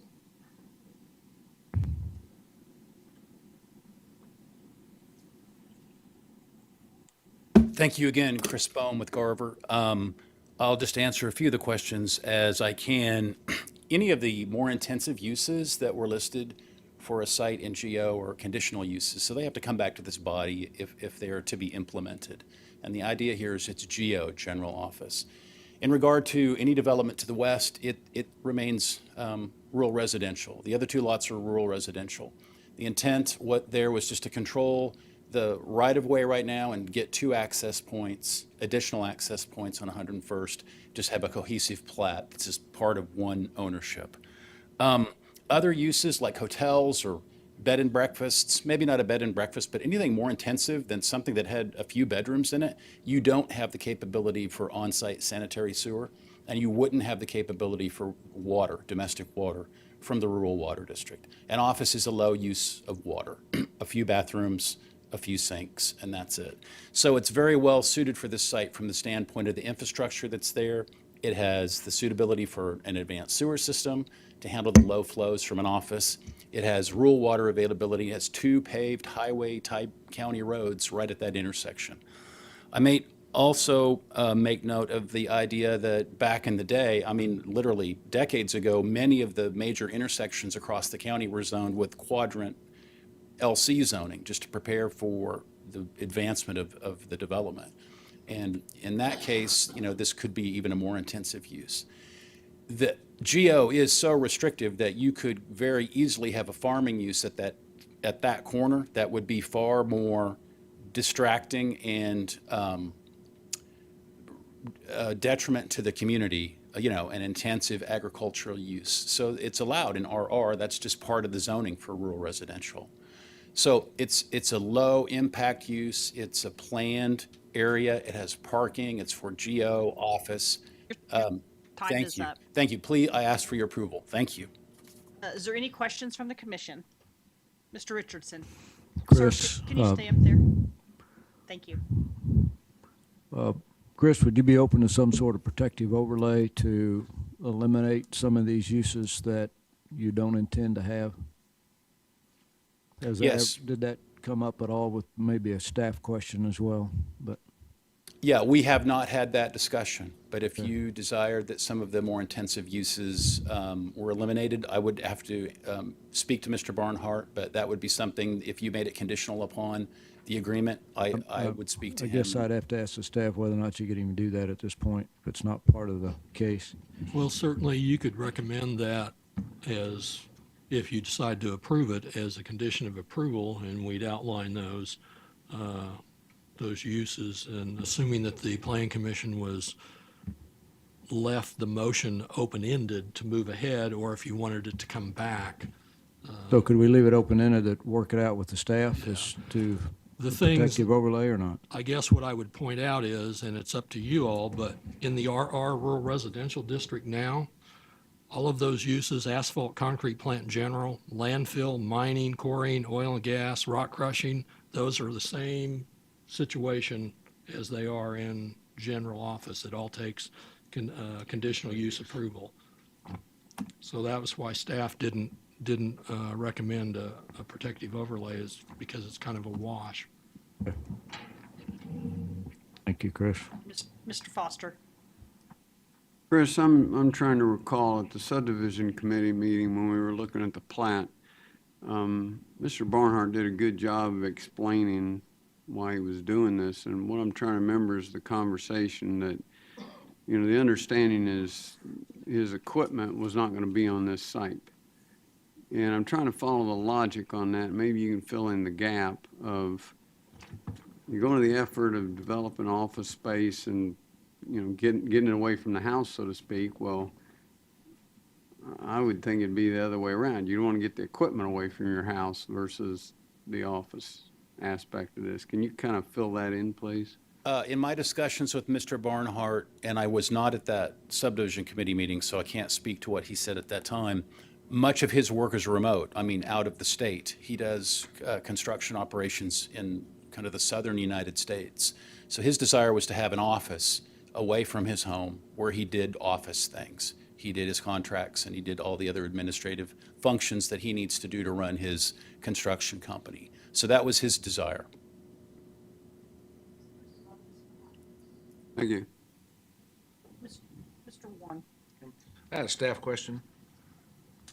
I was looking through, this fall outside of everybody's sphere of influence, doesn't fall under Park City or Keachai? Is it outside? It's outside of everybody's food. Outside of it? Yeah. Okay, just want to make sure. Thank you. Mr. Daly? So just to expand on David's question about the house, now, his office now is actually inside of his residence? I believe that is correct, and I believe there's a conditional use on that property to allow that, if my memory serves. There is not. Okay. Or something like that.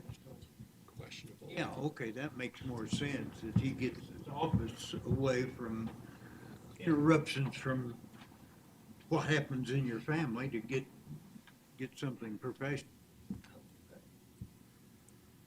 Any other questions of the agent? Thank you. Thank you. That'll bring it back to the commission for action.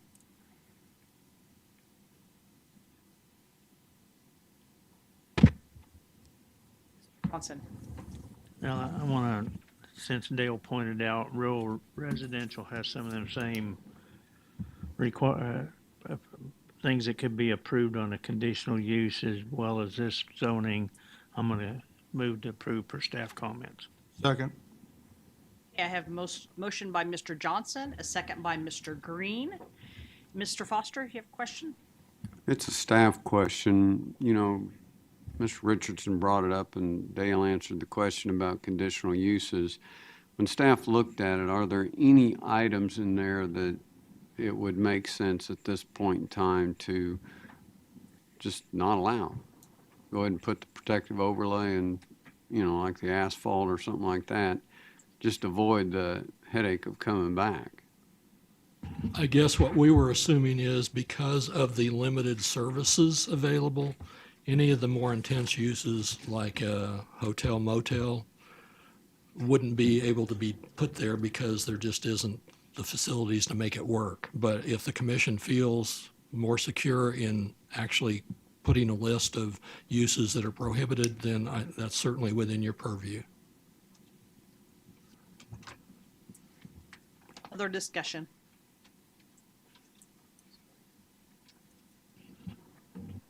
If not, all in favor say aye. Aye. Opposed, same sign. Motion carries 10-0. Okay, moving on to item number 8. Case number ZON 2018-00038, city zone change from TF3 to MF29. Good afternoon, Commissioners. Kathy Morgan for the Planning Department. This is a request for a zone change. You can see the zoning map on the screen. This is just 1 block south of the WSU campus. What you're seeing on the zoning map is the brown is B multifamily. The yellow is TF3. What is currently located on this property is an educational building that belonged to the Congregational Church directly west of this corner. And this has now been resold, and so the applicant is requesting the change to MF 29 so that they can repurpose the existing building and construct 2 new apartment buildings on this site.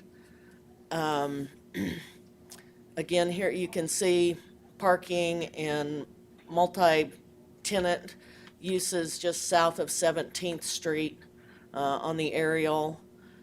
This is indicated for new residential according to the comprehensive plan. I've included a site plan for your in your packet. North is at the top, so the parking would come in off 16th Street and go down and exit an existing drive on the south side of the property. This is the education building. It will be repurposed for apartments. This is a parking area right now. That's where the new buildings, the 2 new buildings will be constructed. This is looking back southwest at the education, the existing building, and then the parking area as it exists now. This is that existing drive that would continue through the redevelopment, and then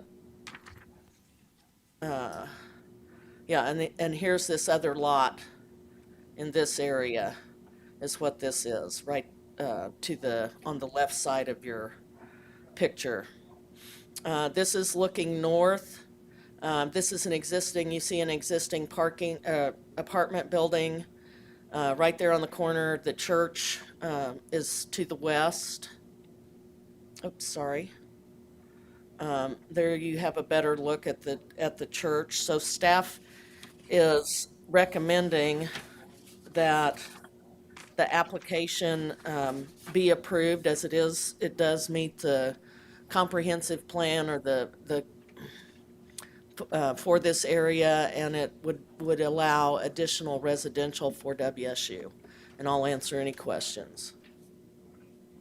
Click. So the on Fairmount, does it look like it's primarily right there is just on-street parking?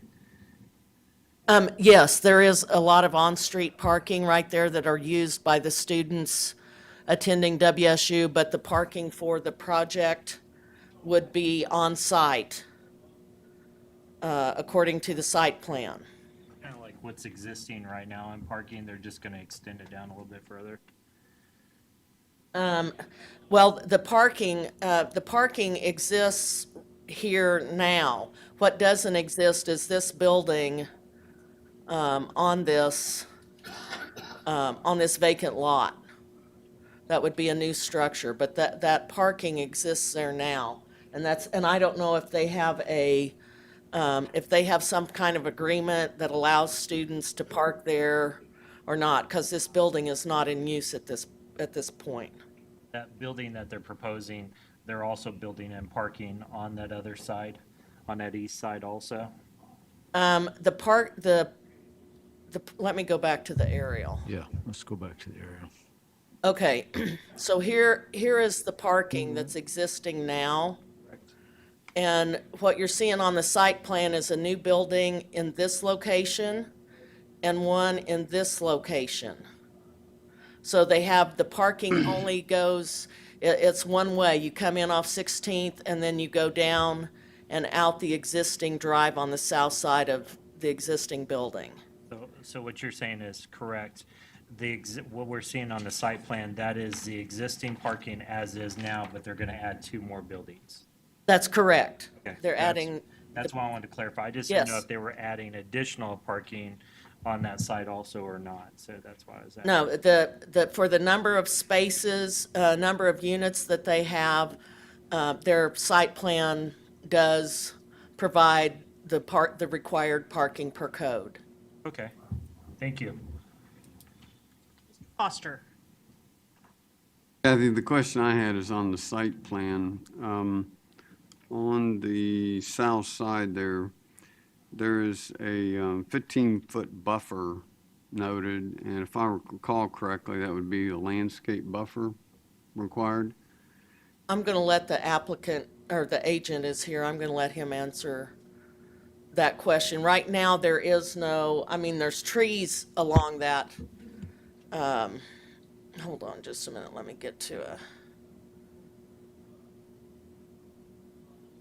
Okay, so there's a row of trees this is, the driveway is right there where the picture, I've taken the picture from looking north. So there is vegetation there currently, so that would remain. I know it's a preliminary diagram, but my question is more so staff related in that would the building projecting into that buffer as well as the drive, which eats up about 80% of it, is that allowed? This building you're talking about. Right. That's the existing building, so that exists as it is. And then this is the existing, I don't think that drive, is that drive existing? no, you're right. Right now it comes out straight. I just think it's a consideration going forward, whether it's going to work. So the existing driveway is right here, and it comes, you can see on the aerial where it's, where the driveway comes out, and then you can see the trees and whatever right there. So it looks like it's gonna come around this way and then come up. The new entrance is gonna be north of where that existing drive is. Any other questions from the commission? Thank you, Kathy. They've got it drawn on there. What would you like to have up, the site plan? Well, I'd ask agent or applicant to step forward, please. Provide your name and address, and you have 10 minutes. Kirk Miller, K.E. Miller Engineering, 117 East Louis, and we're fine with the staff comments, and I'd be happy to attempt to answer any questions. Got a question. Kirk, I'm looking at the Google Street View here, and it's unclear to me that the line of trees across on the south end, are those on this property or the neighbor's property? I don't know. We haven't done a survey of it, so I couldn't tell you for sure. Let me ask it a different way. Will you need to remove those trees in order to keep that driveway there? I don't see any reason they would. It's an existing driveway. They're not planning on doing anything different with the driveway or the parking lot. Their plan right now is they're going to add the 2 buildings. Yeah, not planning to expand the width of that driveway, but to leave it like it is? Right. Okay. That's my understanding.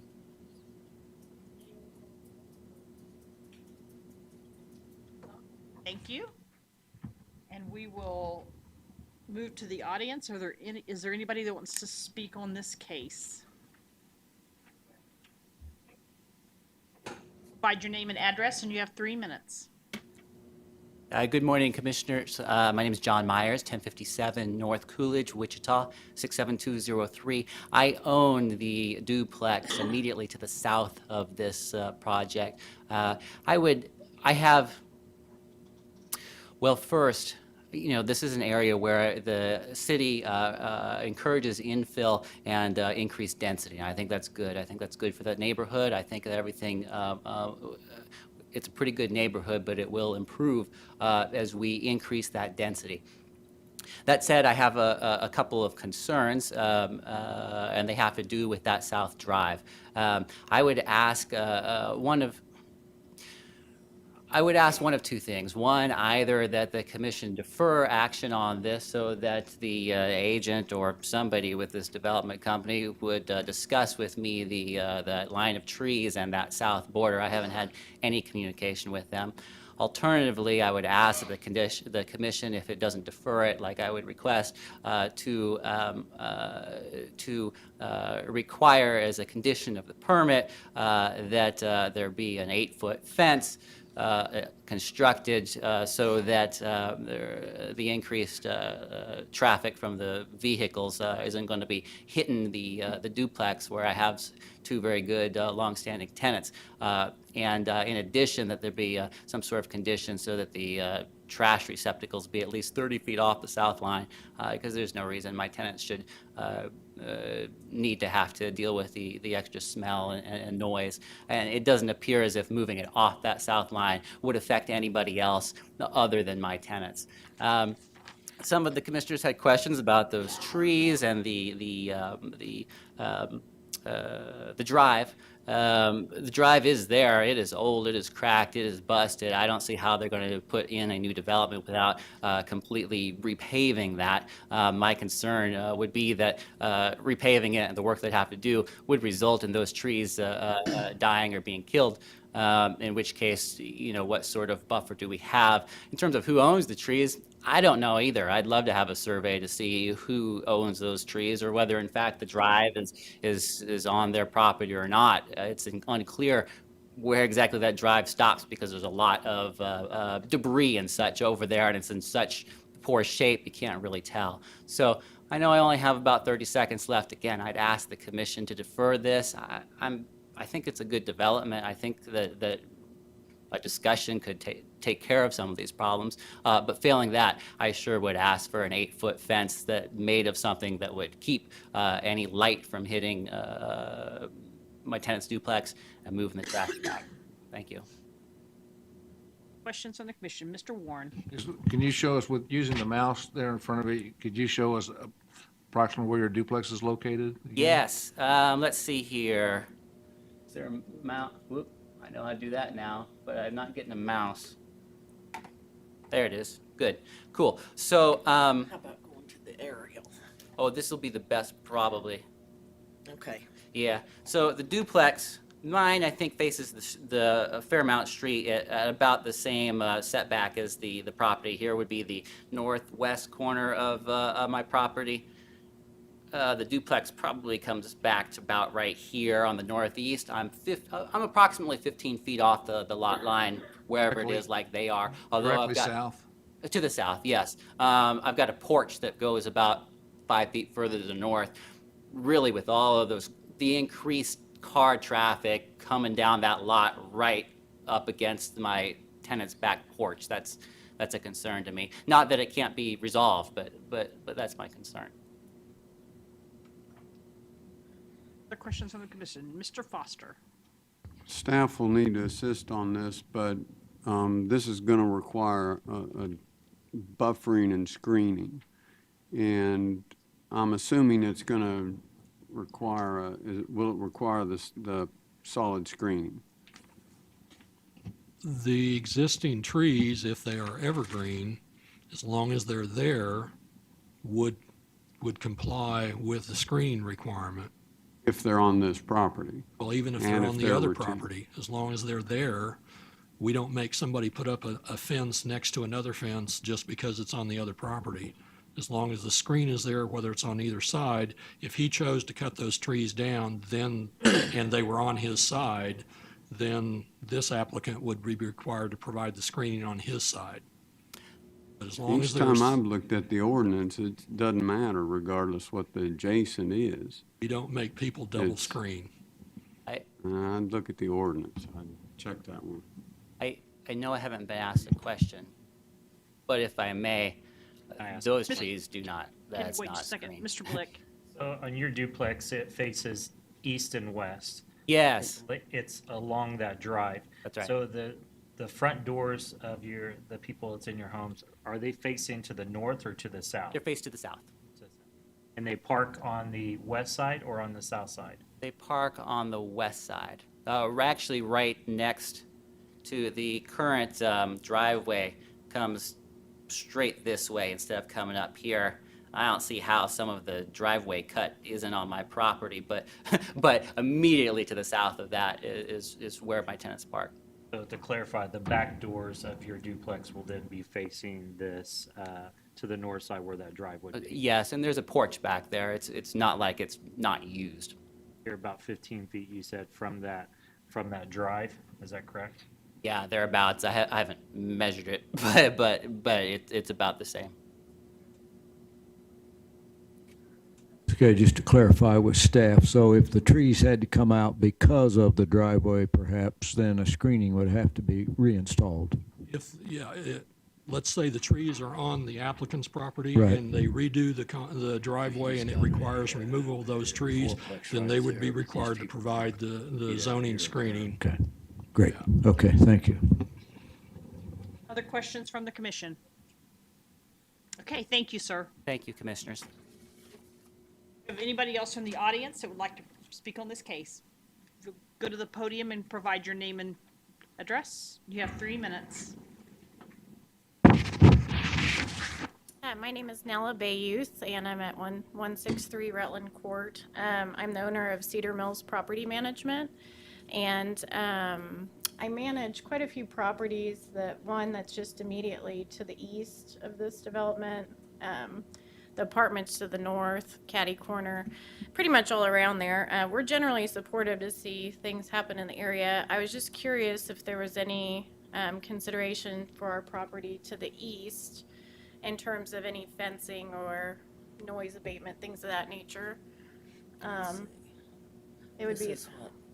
Now, can you point to where you're? Yeah, so this property right here is the one immediately adjacent to it that we manage. I also manage this property, these right here, and one across the street that's right next to the church. Like I said, I'm generally supportive. We're just kind of wanting a little bit more information to make sure that this change will not negatively impact our tenants as well, as we've done some renovations and investment into the property, so we want to make sure that's preserved. The other question I would have is regarding the historic environs, Kathy, and how that all plays into effect. I'm just kind of curious because The state environs law was repealed in July of 2013, so there is no review of projects that are located in proximity to listed properties. So as far as the type of construction, then the other question I would have is, if there's any more information they could provide or if that's even been discussed.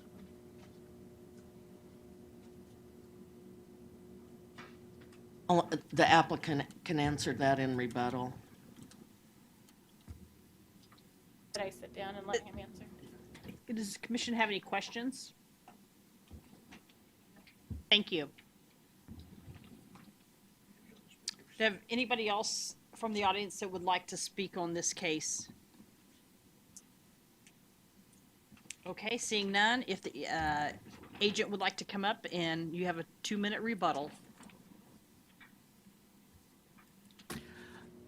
We will naturally follow whatever screening's required on this, whether it's a fence or landscaping, that type of thing.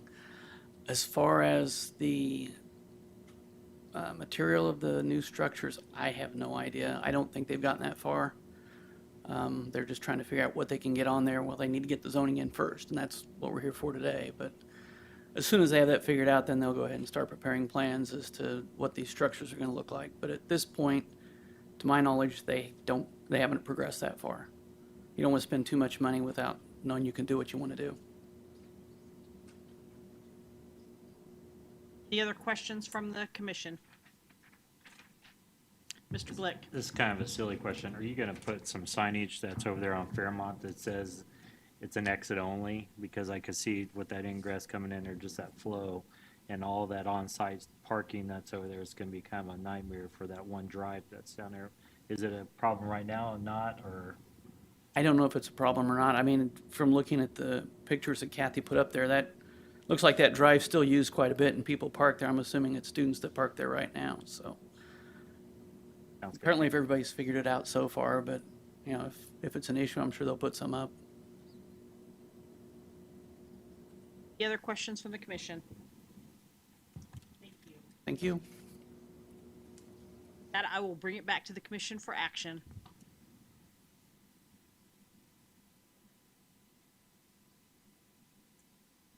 It approves per staff's recommendations. Second. I have a motion by Mr. Blick to approve, subject to staff recommendations, and a second by Mr. Dool. Other discussion? No other discussion? All in favor say aye. Aye. Aye. Opposed, same sign. Motion carries 10-0. Thank you. Moving on to item number 9, case number ZON 2018 0003. I make a request before you go, could you turn everything up a little bit for me so I can hear better? Is that Can't turn it up, but if we can ask everybody to speak. Yeah, we can ask everybody to speak up. We can speak up. Okay, no problem. City zone change from SF5 to LI. Thank you, Madam Chair. Dave Yearout with planning staff.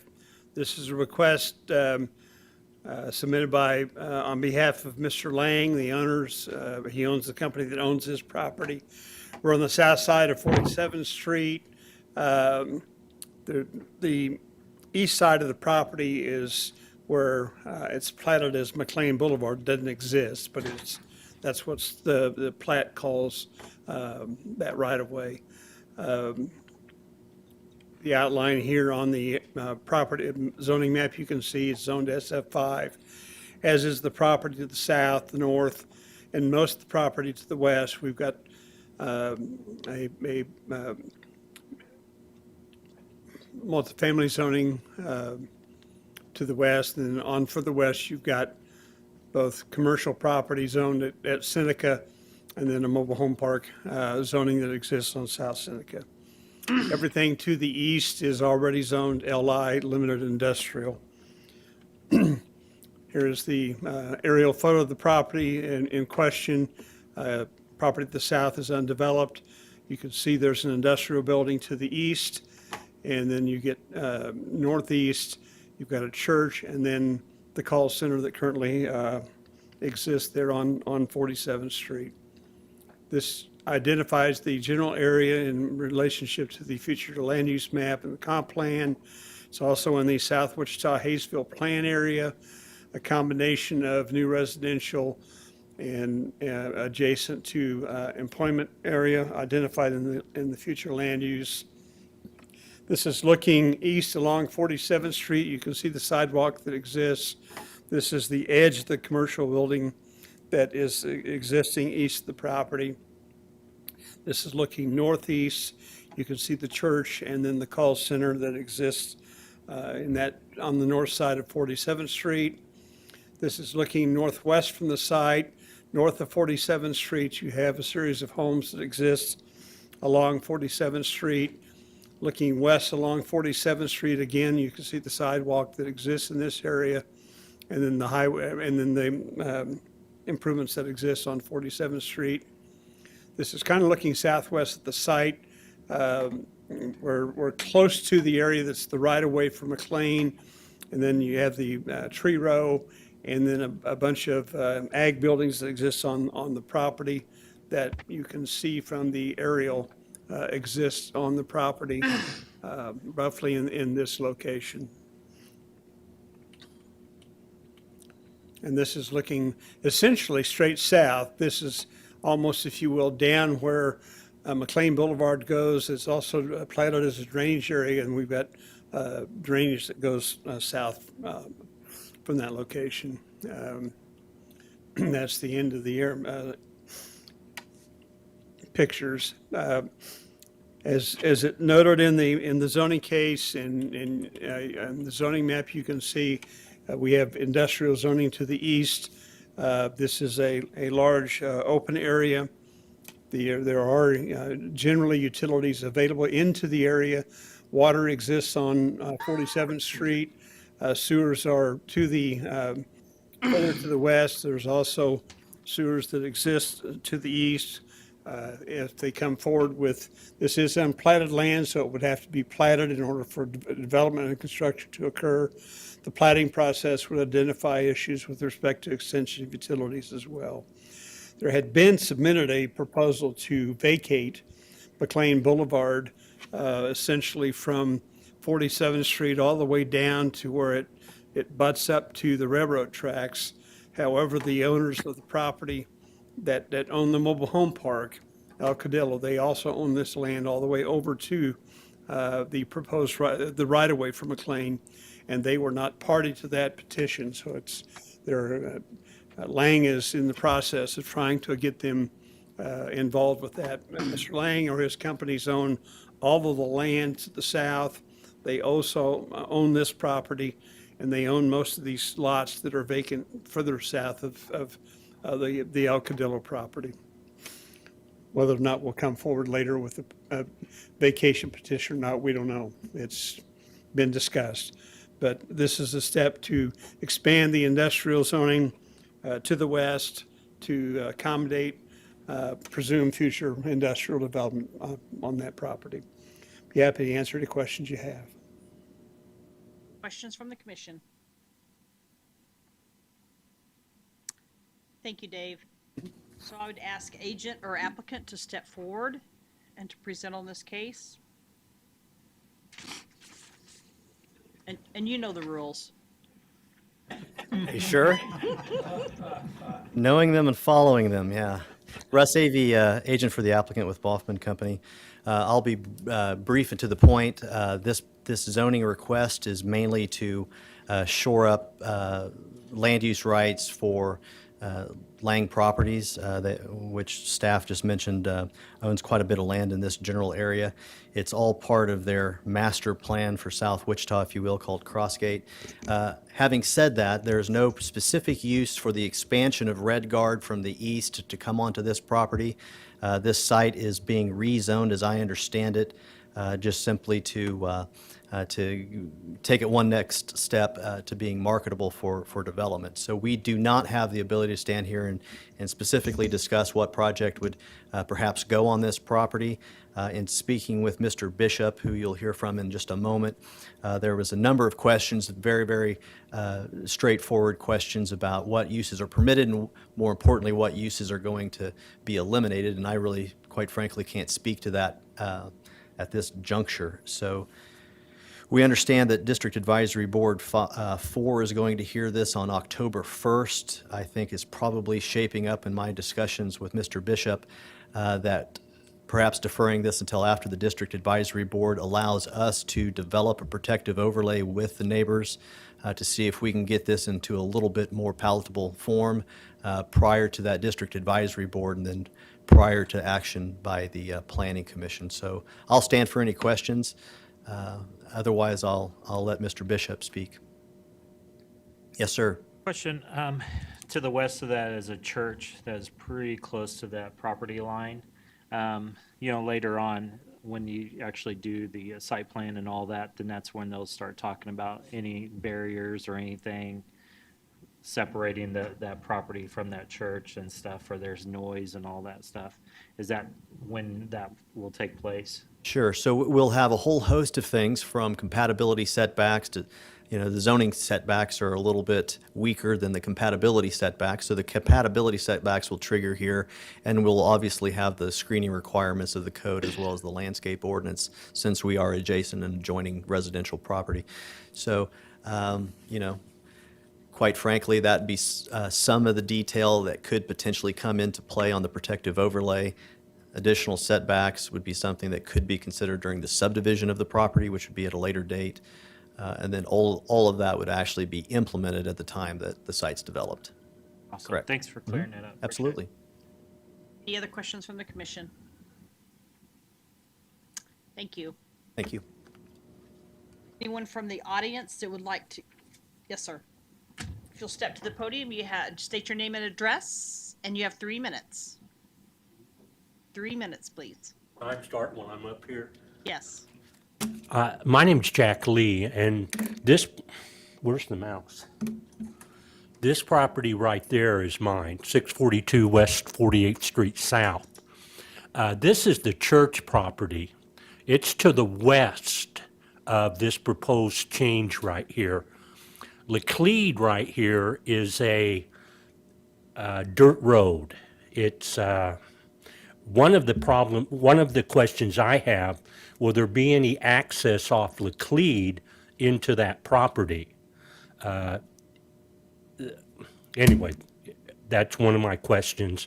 The other one is, has there been a environmental study done to this property?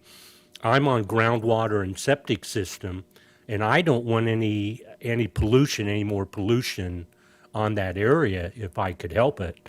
I have a good water softener, but still. The traffic, I'm worried about the traffic. Do you know that they're going to either put an underpass or an overpass on the railroad tracks eventually? I think that's planned for like 24, 23 sometime. You know that? Gee, let me look at my things. I'm a little nervous. 3 minutes, huh? Will they pay for if the road is vacated, will they pay for that part of the road, or does that just become part of the property? That's one of the questions I have. They talk about a master plan. How can I see that master plan for that area? I don't plan on leaving that area anytime soon. I mean, I have an acre and some right there now. I don't know why that's all in brown there. Can you tell me why that's in brown? Why this is in brown?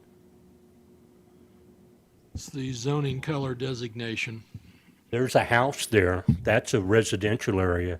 There used to be a treatment center there, but that brown right there is there's a house there. Okay. I'm worried about Laclede. I'm worried about 48th Street South. There's only 2 owner-occupied houses on this street. So I don't think we have much of a voice in the running of our government. The church is there. They're concerned with the access on Laclede. I'm concerned about, are they going to want access off Laclede into this property sometime soon? With 2 property owners in the church, the spatials that would come on with paving that property would be exorbitant for me. Sir, your time is up. Would you like an additional 1 minute? Your time is up. Would you like an additional 1 minute? No. No? I just want, you know that used to be Osage Indian land. Did you know that? How many of you have been down there and looked at that area? Would you like You an know, additional before you- 1 minute? No, I'm done. Okay, thank you. A question for him. I have a question for Sorry. him too. We have a question for you. Mr. Richardson. Yep, Yes. you're on our time now. Okay. So help me understand. So your access and your neighbor's access is off of 48th Street? You'll need to stay at the. Yeah. If you can't hear, he's asking about your access, and yes, he lives over here on 48th. Currently, he comes down Laclede, which is a gravel road, and goes onto 48th Street to get to his home, yes. Okay, so that's, all right, thank you. Well, it's a dead-end street, right? Sir, you'll have to go back to the podium to speak because it's being recorded and we need to capture what you're saying. Thank you. JACK. What? Is there questions? any other questions from the Yeah. commission? Yes, my question. It's been answered. Oh, it's been answered. Okay. Thank you. Thank you. Do we have anybody else from the audience that would like to speak on this case? Thank you. You'll provide your name and address, and you have 3 minutes. My name is James Bishop. My address is 4696 Gold Street. I live directly across the street, across 47th Street to the north in that neighborhood. The reason I'm here today, our concern is the broad swing of the zoning change. We're at SF5 now, as I understand, and I'm certainly no expert or very knowledgeable actually about the zoning things, but I've done a little research here, and we went from basically one end of the spectrum nearly to the other. The LI, as I understand, is only one. There's only one least restrictive, less restrictive zoning change that could be made to this. So we're concerned about some of the concerns the other gentleman had, the noise, the traffic, those kinds of things. And then the fact that I talked with Mr. Huey, and I apologize, I hope I get your name right there, but we had okay, we had a brief discussion, and so we'll continue that dialogue and going forward, participate with the DAB meeting coming up here to try to learn more information about this. But also I learned in our brief conversation, excuse me, a few minutes ago that currently there is no development plan for that property. It's merely a house cleaning or a housekeeping area, but it just seems to me and to us that it's too broad of a swing if there's no development plan, then why do we need to change this zoning category? Why not wait until there is a plan developed, or at least some kind of a vision to come back and then request the zoning change for this area? So I guess we would just request that there be a deferral to this approval or approval of this change in zoning until there's more information, some more discussion amongst the neighborhoods and the developers' representatives. That's all I have. Thank you. I'd stand for any questions if you have any. A question. Yes, sir. So you're on the north side of 47th Street, and then over on Palisade, it is limited industrial also. And right on the corner of 47th and Palisade is Royal Caribbean. Yes. And it's mostly office, and then across the street, it looks like there's a lot of office.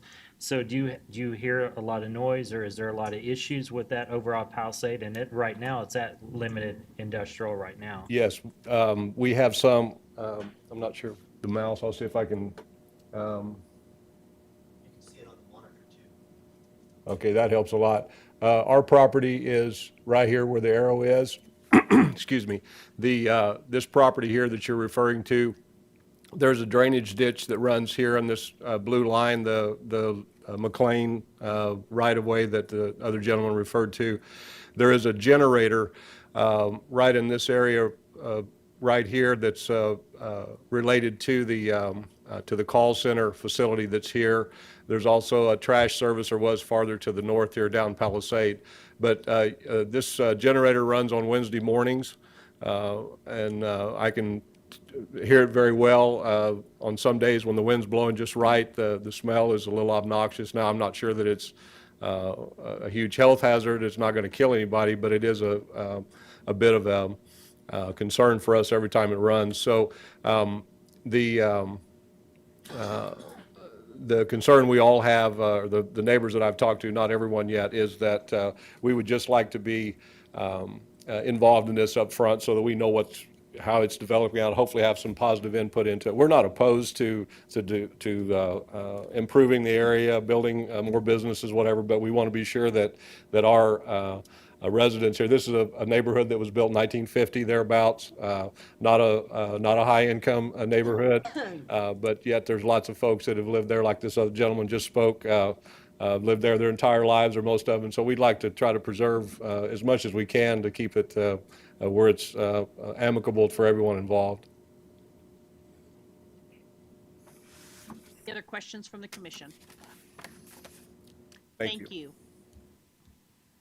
Is there anybody else from the audience that would like to speak on this case? If not, I will have the agent come back up for rebuttal. 2 minutes. Thank you. Russ Avey, again, agent for the applicant. Less of a rebuttal, more of just kind of touching on some of these questions.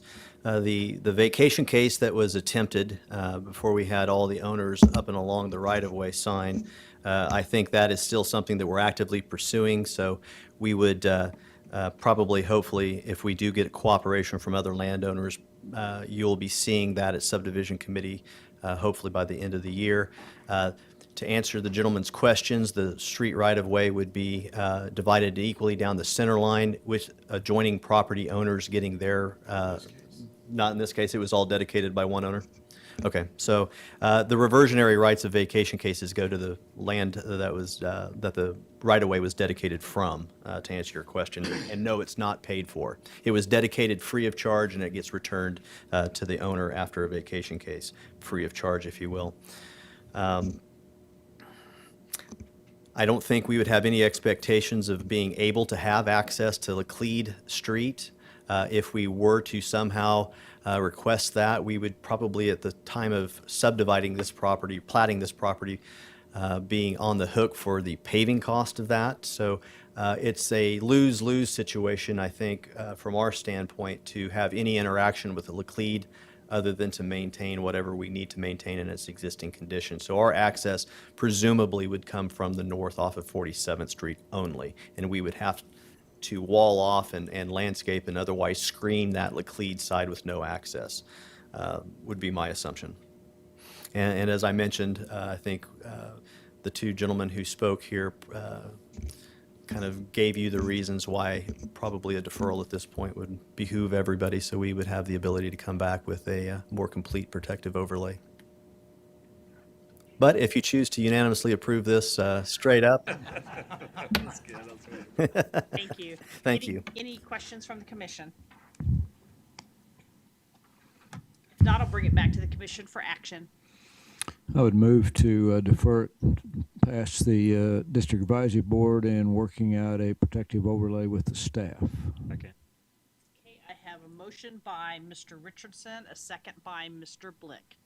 Is there any other discussion? Seeing none, all in favor say aye. Aye. Opposed, same sign. Motion carries 10-0. Thank you. Question, do you want to defer that to a definite date so we don't have to re-advertise? Yeah, tell us the date and I'd be happy to, yeah. Mr. Avey? Well, if the applicant is agreeable, I would recommend that you do this on the 18th of October. Is that the first one? No, October 4th is the next one, but we're not going to be done. And won't You get staff. underestimate me? Well, we won't have staff report out by then. The 18th's fine. Yeah. October 18th. Move the, amend the motion to include it, come back here on October 18th. Okay. Okay, I have a motion by Mr. Richardson, a second by Mr. Blick. Any other discussion? All in favor say aye. Aye. Opposed, same sign. Motion carries 10-0. With that, we will adjourn the meeting of the MAPC, and we will move into the Board of Zoning Appeals. They're gone, so.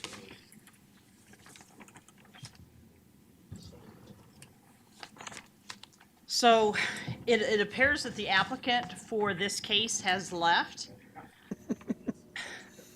the building. So we can move to do this on consent, or we can go ahead and go through and hear the case. Whatever's the will of the commission. Move to approve. Second. Okay, I have a motion to approve and a second. Any discussion? If not, all in favor say aye. Aye. Opposed, same sign. What about the minutes for the meeting Oh, I on forgot the September minutes. 6th? You're supposed to keep me straight. You talk so fast, you didn't have a I'm chance. anxious, yeah, I thought we'd pass that part. All right, let's go back to approval of the Move that minutes. we approve the minutes of September 6th. Second. Okay, I have a motion by Mr. Green, a second by Mr. Warren to approve the minutes. All in favor say aye. Aye. Opposed, same sign. Motion carries 10-0. Before we adjourn, The only thing else that other matters is, because we went into a new year, we have to do some changes on the committee. So Mr. Warren is going to move to the Advanced Plans Committee and will chair that committee. As a result, I'll need somebody that's an appointee from the county to move to the subdivision committee. And I will also need a new chair for that committee. So that committee meets twice a month. We already We've got a already got chair. it. Already been selected. Oh, the chair's already been selected. He's vice chair. Is that, are you Yeah. the chair? Foster's the vice chair. Okay, so all I need then is somebody that will move from that. Sedgwick County. And who are A the Sedgwick County appointee that will move from advanced plans to subdivision. candidates for that from the county? Would be Mr. Daly, Mr. Blick, Joe Johnson. and Joe Johnson. I think that's it. There's three. Move that we appoint Joe Johnson to be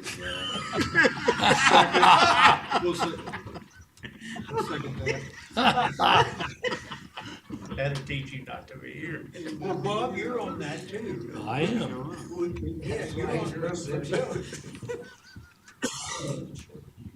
Okay.